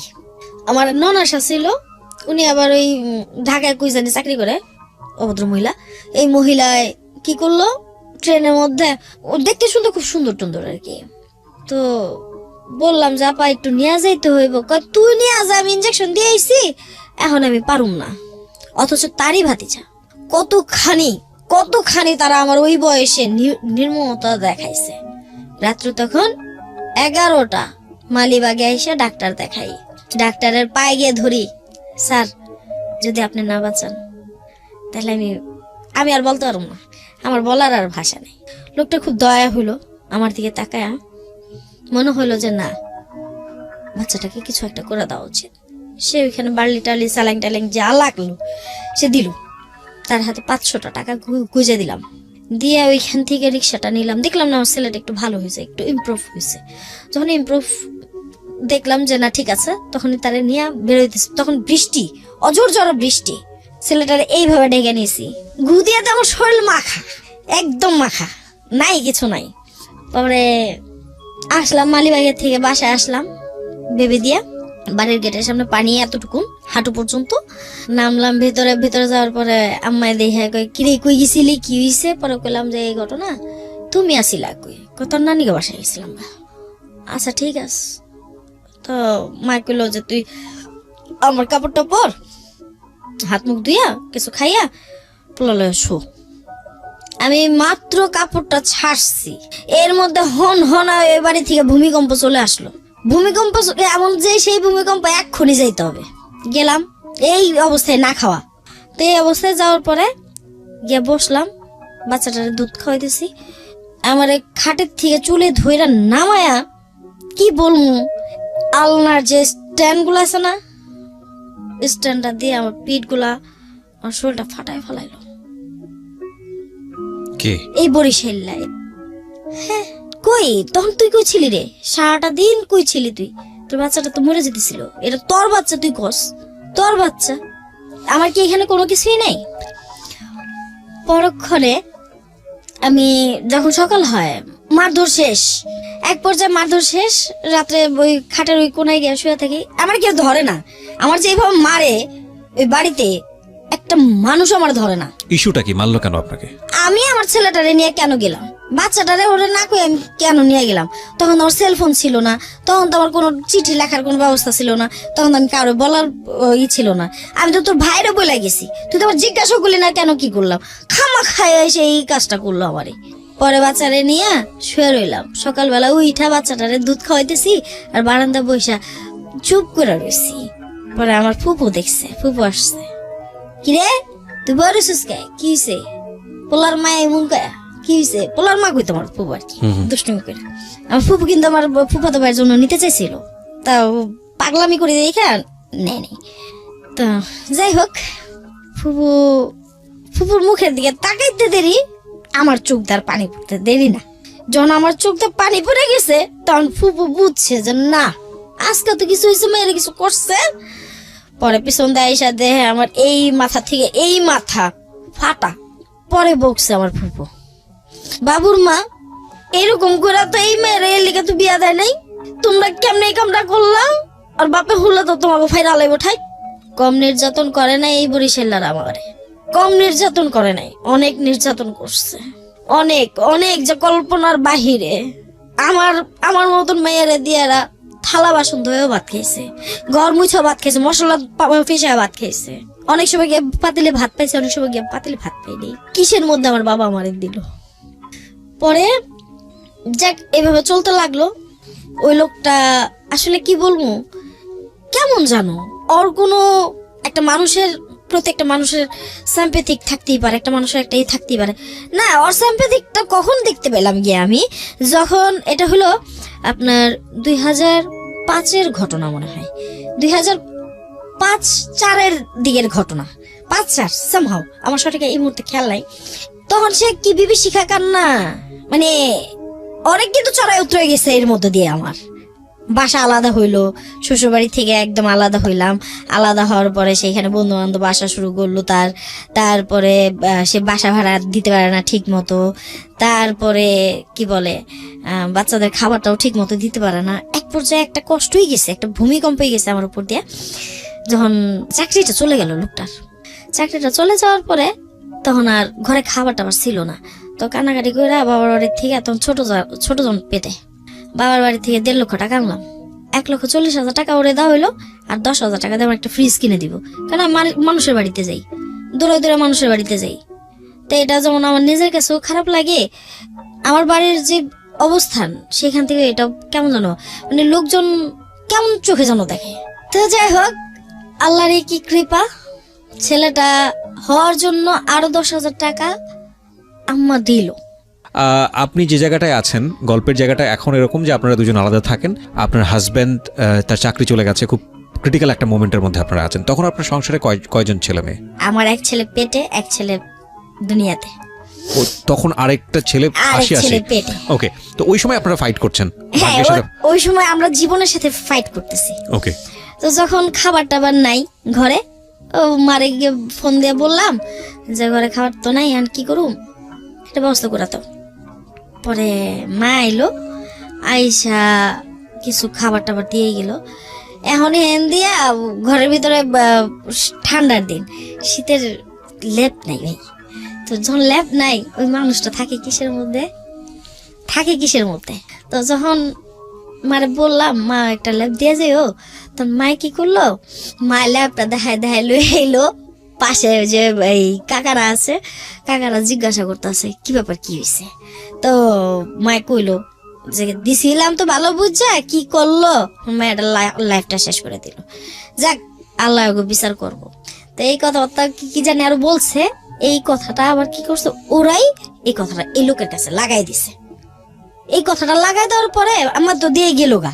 পরের দিন আবার আমার এই যে আমার পায়ে দাগ, আজও দাগ, এইখানে ফিরি দিয়া বাড়ি, রক্তে ভাইসা গেল আমার সব। মানে আপনার গায়ে হাত তুলতো, র্যান্ডমলি হাত তুলতো প্রচুর।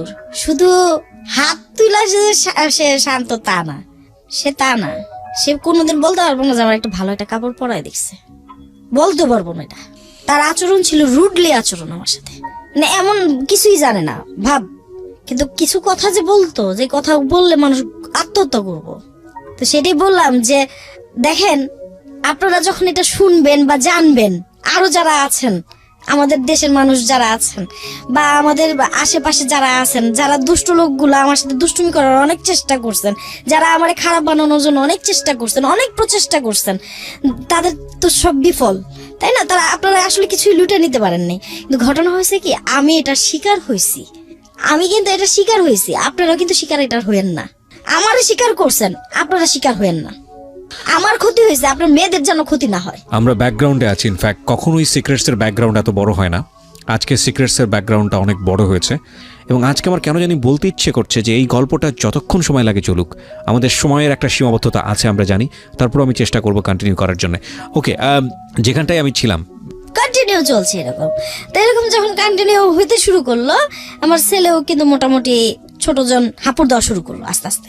যখন হাঁপুড় দেওয়া শুরু করলো, আস্তে আস্তে হাঁটা শুরু করলো, ধরেন এই পর্যন্তই হাঁটা শুরু করলো। হাঁটা শুরু করার পর দিয়ে আমার কাছে আর ভালোই লাগলো না, যে আমার আর ভালোই লাগলো না। আমি ছোট ছেলেটা হাঁটা শুরু করলো, তখন আমার পাশের এক মহিলা ছিল, খালা বলতাম তারে, সে আমারে বোঝানো শুরু করলো, এইভাবে তো জীবন চলতে পারে না। যেভাবে ধোপার মতো মারে, এইভাবে ধোপার মতো মারলে তো মানুষ বাঁচে না। তুই মা এক কাজ কর, ছেলেদেরকে তোর বাবার বাড়িতে পাঠাই দে, তুই বাইরে যা গিয়া। এই বাইরের ভূত আমার মাথায় ঢুকলো। দেশের বাইরে? দেশের বাইরে। ওকে, দেশের বাইরের ভূত আমার মাথায় ঢুকলো। তো ছেলেদেরকে নিয়ে আবার একটা আমার ছিল কি, মানে খুব শখ ছিল, আমার ছেলেদেরকে আমি রাজপুত্রের মতোই পালবো। বাচ্চাদের প্রতি, সংসারের প্রতি একটা কেমন যেন একটা আসলো যখন। তো ছেলেদের নিয়ে আমার কিন্তু দুনিয়াদারি আর কিছুই রইলো না, শুধু ছেলেরা, দুটা ছেলেই। আমাদের ওইখানে অনেক সরিষা খেতে হইতো, তো ওইখানে ফুল টুল হইতো। ছেলেদেরকে খেলার জায়গা তো নাই, কি খেলতে দিব? তো ছেলেদের নিয়েও যে আমি আগে যে খেলা খেলতাম, ছেলেদেরকে নিয়ে খেলতাম। তো খেলার ছলে সন্ধ্যা হয়ে যেত। তো একদিন হঠাৎ করে ওই যে আমি ক্লাস 6-এ থাকতে, আমি একটা ছেলে ছিল আমাকে পড়ানোর চেষ্টা করছিল।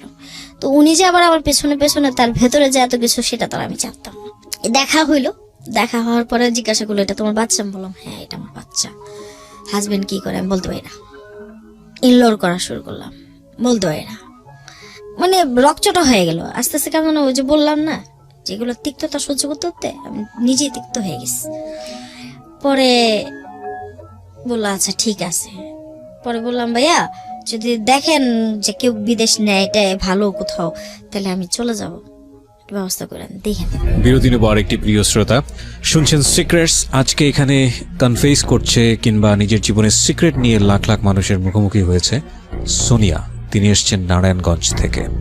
আমরা একটা বিরতি, মাত্র 2 মিনিটের একটা বিরতি নেব, শর্টকাট ফিরে আসছি।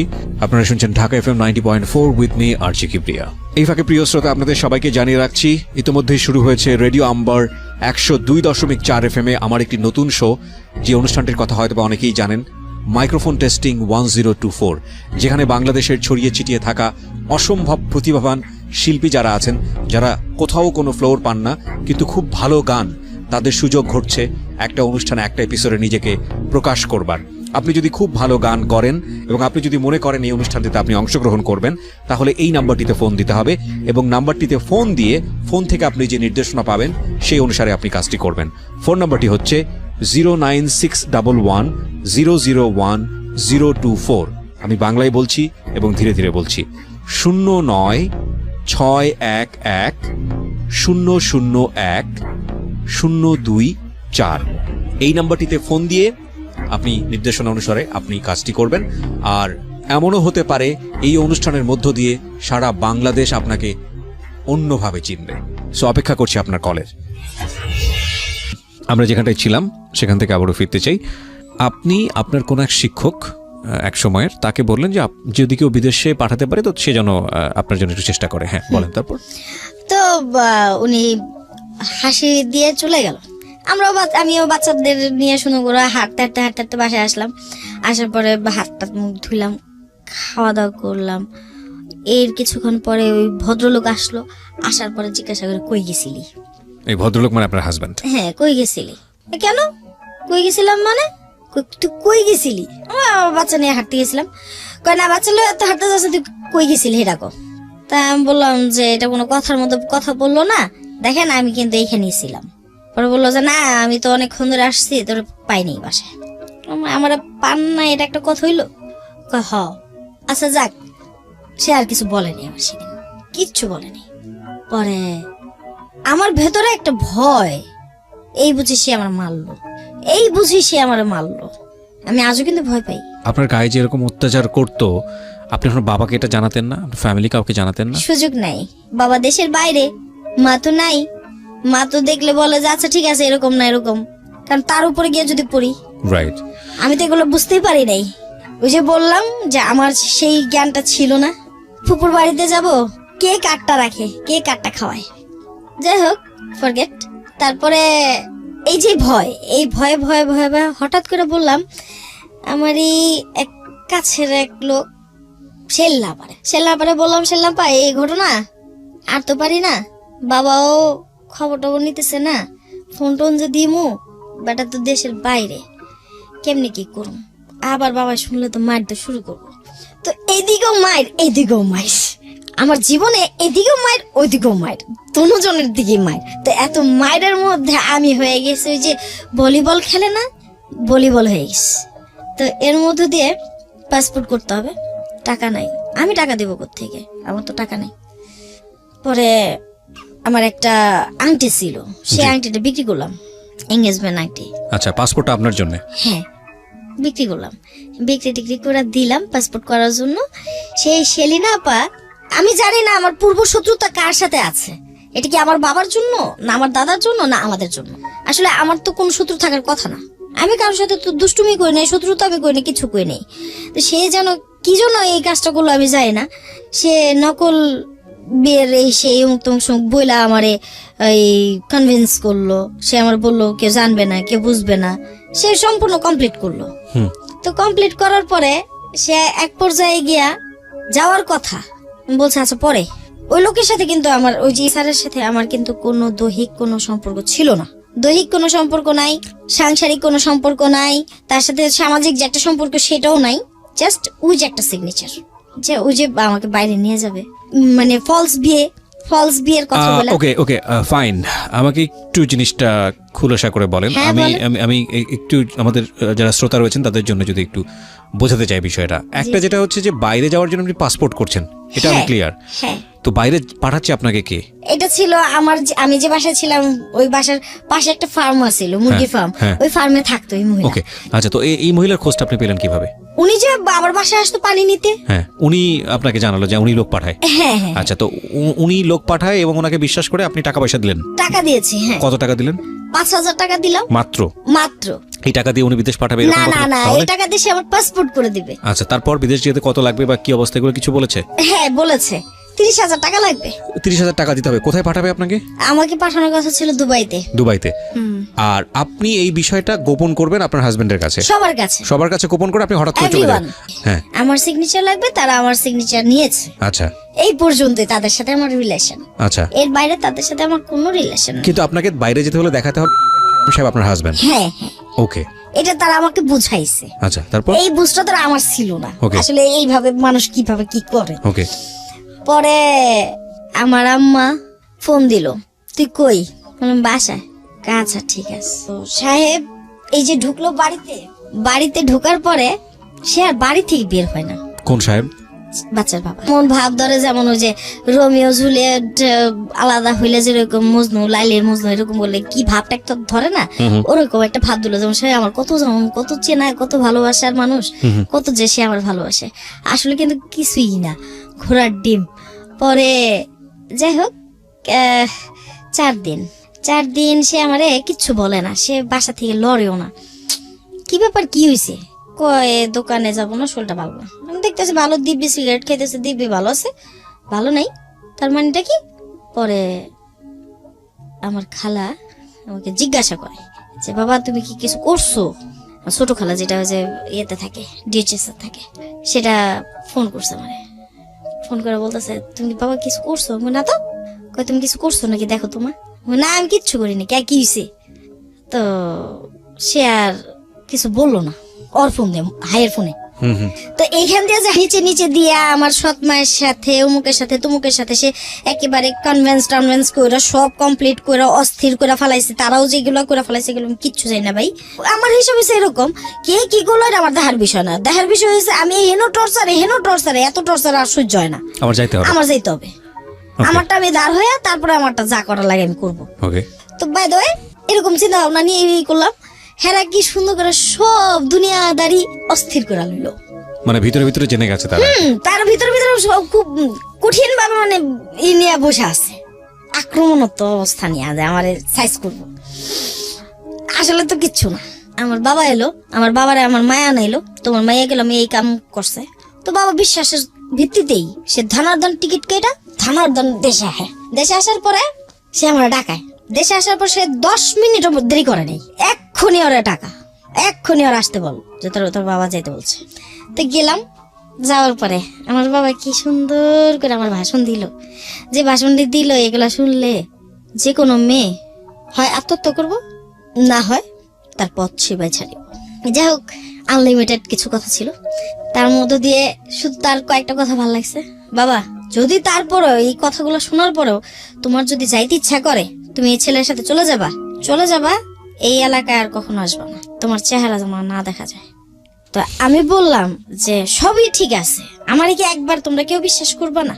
আমি কোরআনটা ছুঁয়ে বললাম আমি আসলে এইসব ব্যাপারে কিছু জানতাম না, আমি কাউরে বিয়েও করিনি, কারোর শাদী করিনি, কিচ্ছু করিনি, আমি বুঝিনি, আমি এটা বুঝিই নাই যে আমার ব্ল্যাকমেল করা হয়েছে।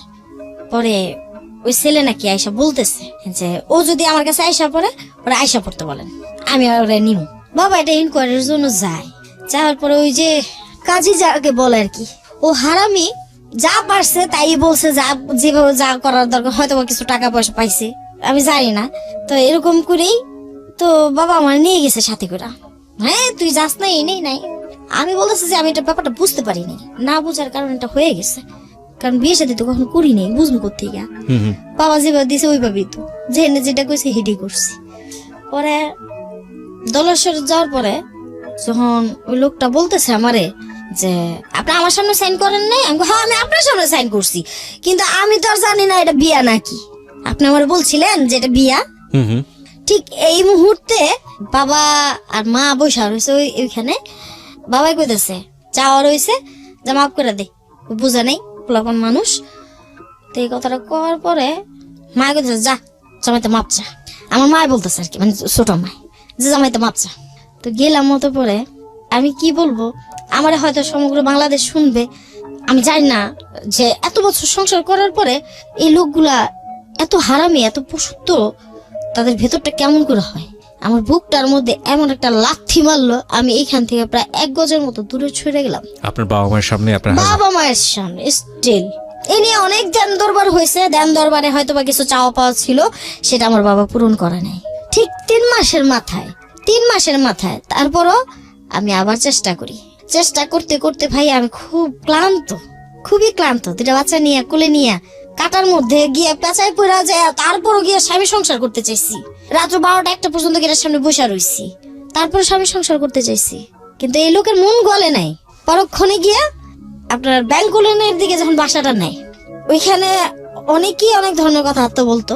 তো কথাবার্তা শুনতে শুনতে এক পর্যায়ে গিয়ে একজনের কথাটা আমার খুব মাথায় লাগলো, ধুইকা মরার চাইতে কিছু পায়া না তো কিছু হারায় মরা অনেক ভালো। লাস্ট ফিনিশিং আমার মাথায় চলে আসলো। আমার বোন যায় বাচ্চাটাকে দেখতে, আমার বোনের বাচ্চাটা দেখতে দেয় না, অশুভ আচরণ করে, ওটারও কিন্তু 2-3টা বিয়ে হয়েছে। পরে যাই হোক আল্লাহ করছে, আমি খুব খুশি হয়েছি। পরক্ষণে ওই আমার বোনটা দেখতে দিল না, তাই আমার বোন আবার খুব কান্নাকাটি করলো।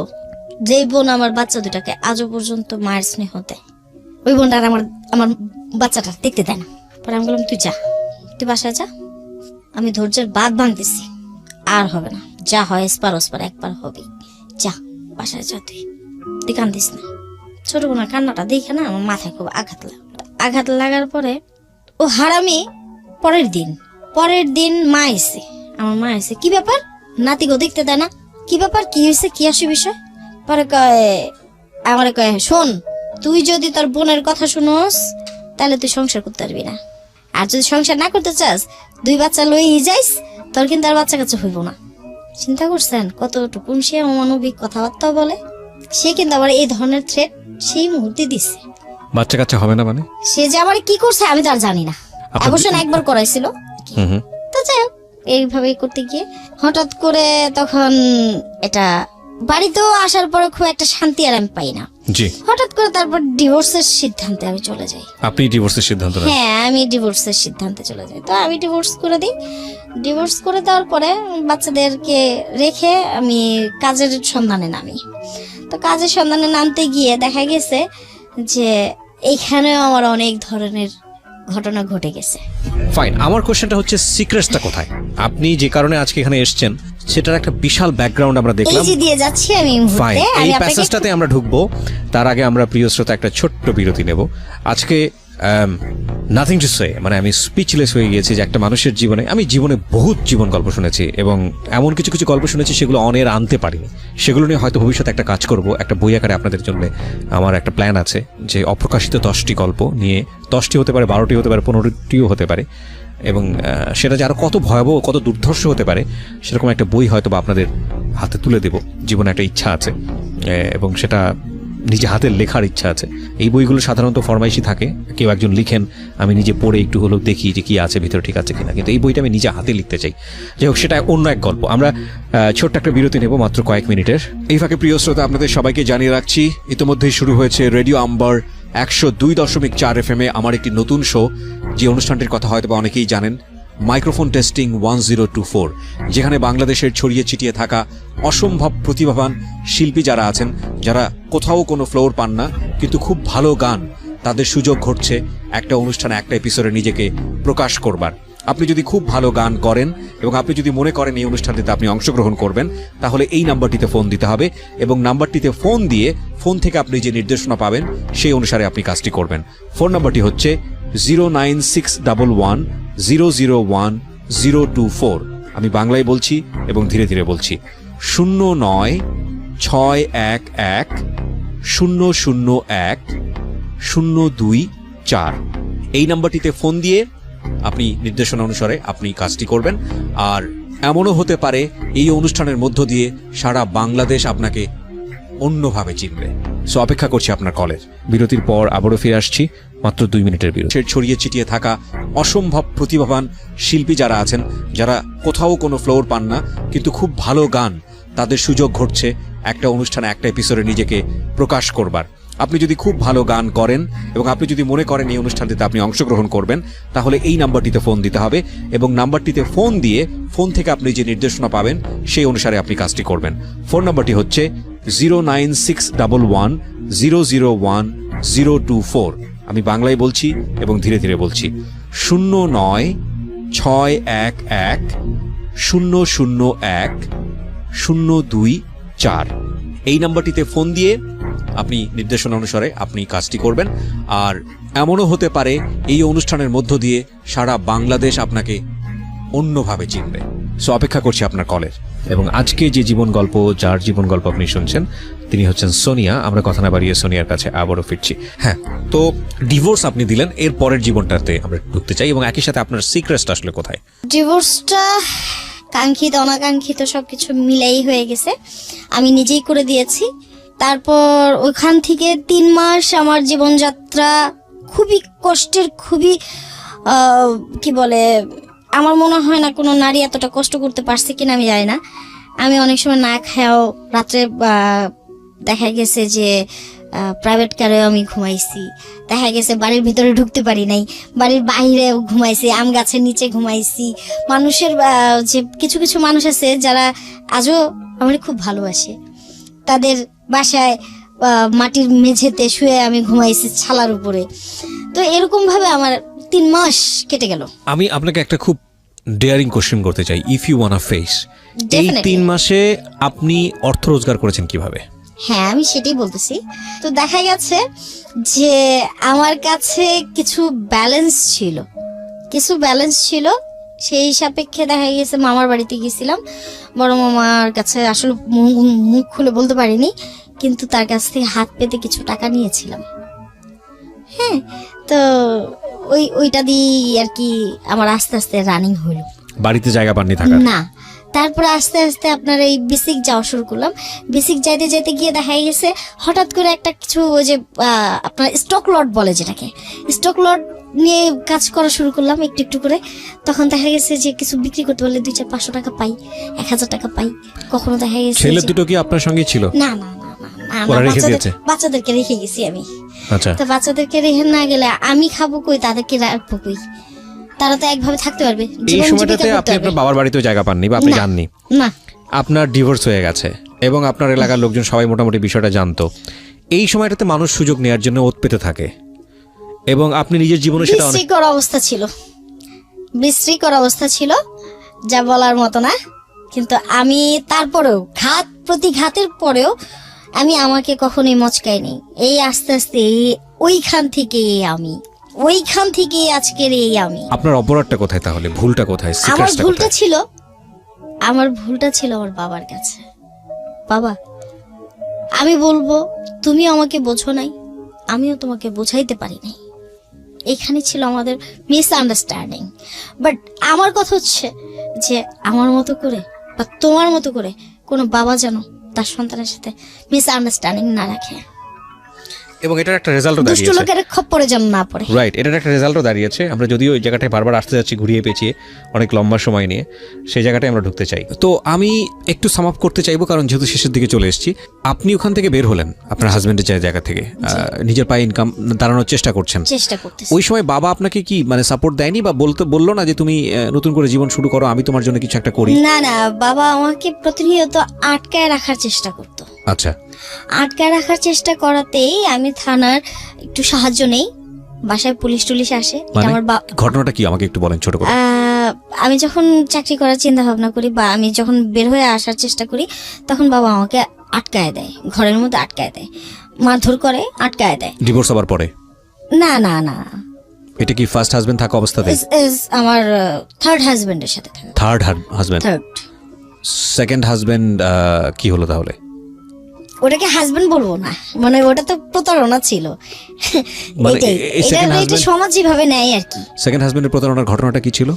ওই যে ও ওকে, সো এটা তো আসলে হাজবেন্ডই না। না। ফাইন, সো আমি যেটা জানতে চাচ্ছি আর যে দ্বিতীয় হাজবেন্ড বলতে যার সঙ্গে আপনি এখন আছেন। এখন আছি। ফাইন, সো এই জীবনে যাওয়া এটাও নিশ্চয়ই আপনার বাবা জানতো না যে আপনি কাকে বিয়ে করছেন? না না, আপনি নিজের ইচ্ছাতেই বিয়ে করেছেন। এখানেও কিছুই নিশ্চয়ই করার নাই। আমি দেখা গেছে যে যে এত দুষ্ট লোক, এত মানুষের চোখ, আর আমি জানতাম না যে আমি এতটুকু মানে কি বলে সুন্দর বা এত কিছু, এটা আমি জানতাম না। তারা যে আমার পেছু কেন নিত সেটাও আমি জানতাম না।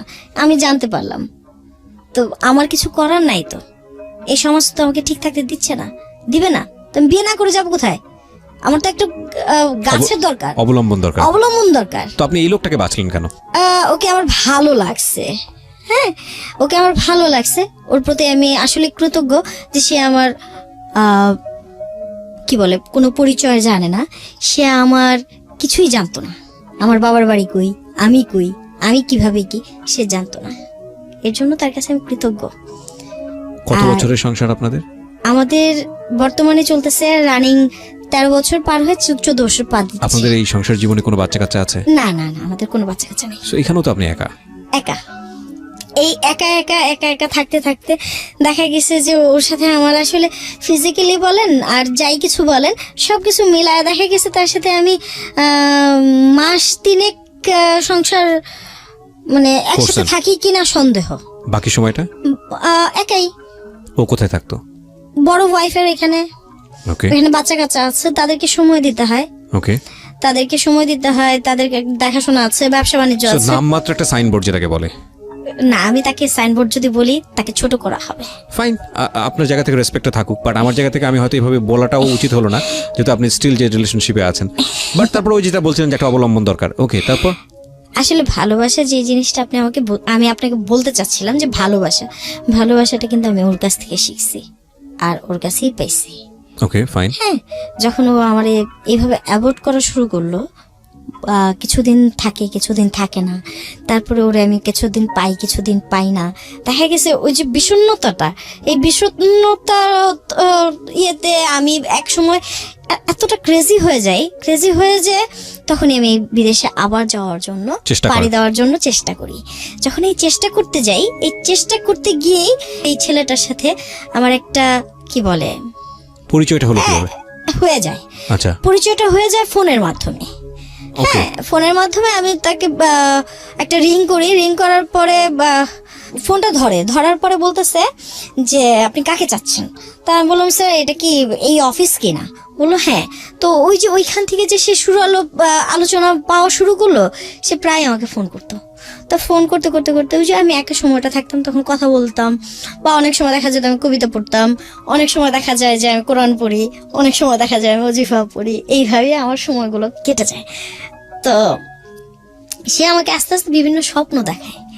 তো বিভিন্ন স্বপ্নের মধ্যে আমি আবার খুব একটা বিশ্বাস করি না। তাকে আমি শুধু বললাম যে জাস্ট আমরা ফ্রেন্ডশিপ রাখতে পারি।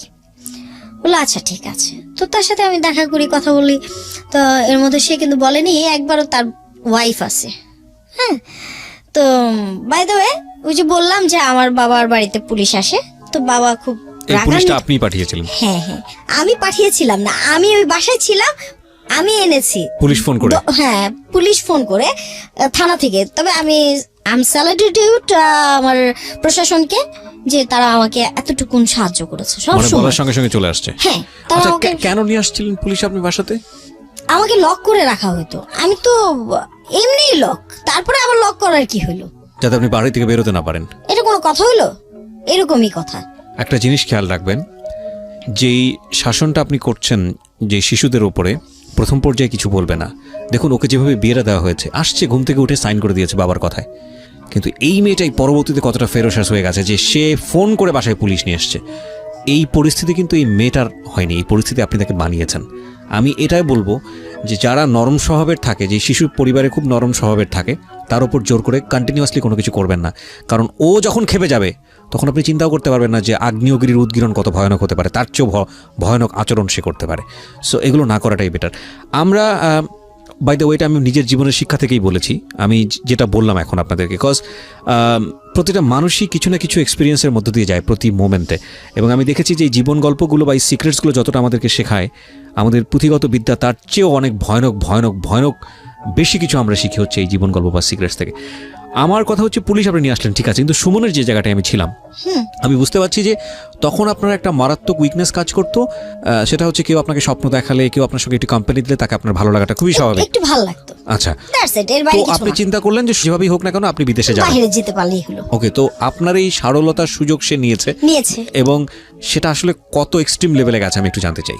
আসলে এটা বলা চলে তাকে যেন আমার বাড়তি টাকাটা দিতে না হয়, সেজন্য সে আমাকে ওইভাবে কনভিন্স করে সে আমার সাথে একটা মানে ওয়ান টাইমের একটা ফিজিক্যালি এবং আপনি সেটাতে এগ্রি করেন? হ্যাঁ, তখন বাধ্যতামূলক কিছু করার নাই, কারণ আমার যাওয়ার মতো সব তখন রাস্তা কোথাও যখন বন্ধ হয়ে গেছে। আমি কই যাব, কার কাছে যাব? এখন যদি আমি এতটুকু না করতে যাই, যত ঘৃণাই করি নিজেকে আর যত ঘৃণাই হোক এই সময়টা, তারপরেও যদি আমি এই জিনিসটা না করতে যাই, তাহলে দেখা গেছে যে আমার মরণ ছাড়া কোনো পথ থাকে না। এবং আমি ডেফিনেটলি শিওর, আমি বাড়িতে ফিরে আসতে পারতেছি না, এমন একটা প্রসিকিউশন তৈরি করে রেখে এসেছি এবং বাসায়। ডেফিনেটলি শিওর যে আপনার এই শেষ পর্যন্ত যেটা হয়েছে আপনার সঙ্গে চিট করেছে। ডেফিনেটলি, একেবারে এক কথায় বলা চলে সে আমার সাথে চিট করেছে। শুধু চিটই না, সে আমাকে অনেকবার মারধরও করেছে, মেরে ফেলার চেষ্টা করেছে।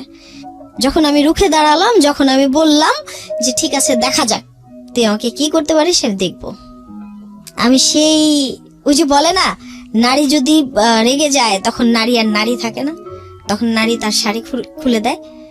আমি ঠিক সেটাই করেছি। আজও আমি একা আছি, কিন্তু আমি একটা পুরুষের সমান। আমি নিজে বাজার করি, নিজে খাই, নিজে চলি, নিজে ডাক্তারের কাছে যাই, নিজে ট্রিটমেন্ট করি, নিজের অপারেশন নিজেরটা নিজে সিলেক্ট করি, নিজেরটা নিজেই করতেছি, বাচ্চাদেরকে দেখতেছি, হাজবেন্ডকে যতটুকুন পারি সাহায্য করতেছি। বাচ্চাদেরকে দেখতেছেন মানে? আমার সেই আগের ঘরের বাচ্চারা আমার সাথেই আছেন, এখন আপনার সঙ্গে থাকেন, এটা তো আপনার জন্য একটা অনেক বড় পাওয়া। হ্যাঁ, দুই বাচ্চা যারা শুনছেন, ছোট ছেলেটা আমার কাছে চলে আসছে। বড় ছেলের বয়স কত? বড় ছেলের বয়স খুব বেশি না, অল্পই, 18 হয়নি। আচ্ছা, তো পড়াশোনা করছে? হ্যাঁ, পড়াশোনা করছে। ও জানে আপনি আজকে যে কথাগুলো বললেন ও তো বাসায় বসে শুনছে? সো ও জানলে কি মনে হয়, মাকে কি মনে করতে পারে? আমি সেই কথাটা পেছনে ফেলে এসেছি রাইট, আপনি বলেছিলেন একবার। যে বাবা আমি পরিস্থিতির শিকার, আমি পরিস্থিতির শিকার। এই পরিবেশ, এই কি বলে সমাজ, এই সমাজের ব্যবস্থাপনা আমাকে করে তুলছে। আমি নিজে থেকে কিছু করি নাই। আমার এইগুলো বোঝার মতো বয়স তখন ছিল না, যে বয়সটাতে আমার বিয়ে হয়ে গেছে। আর যে বয়সটা আমি পার করেছি, যে যৌবনটা আমি পার করেছি, সেটা সম্পূর্ণ রাস্তায় পার করেছি। তারপরে যে আমি টিকে আছি, এটাই অনেক কিছু।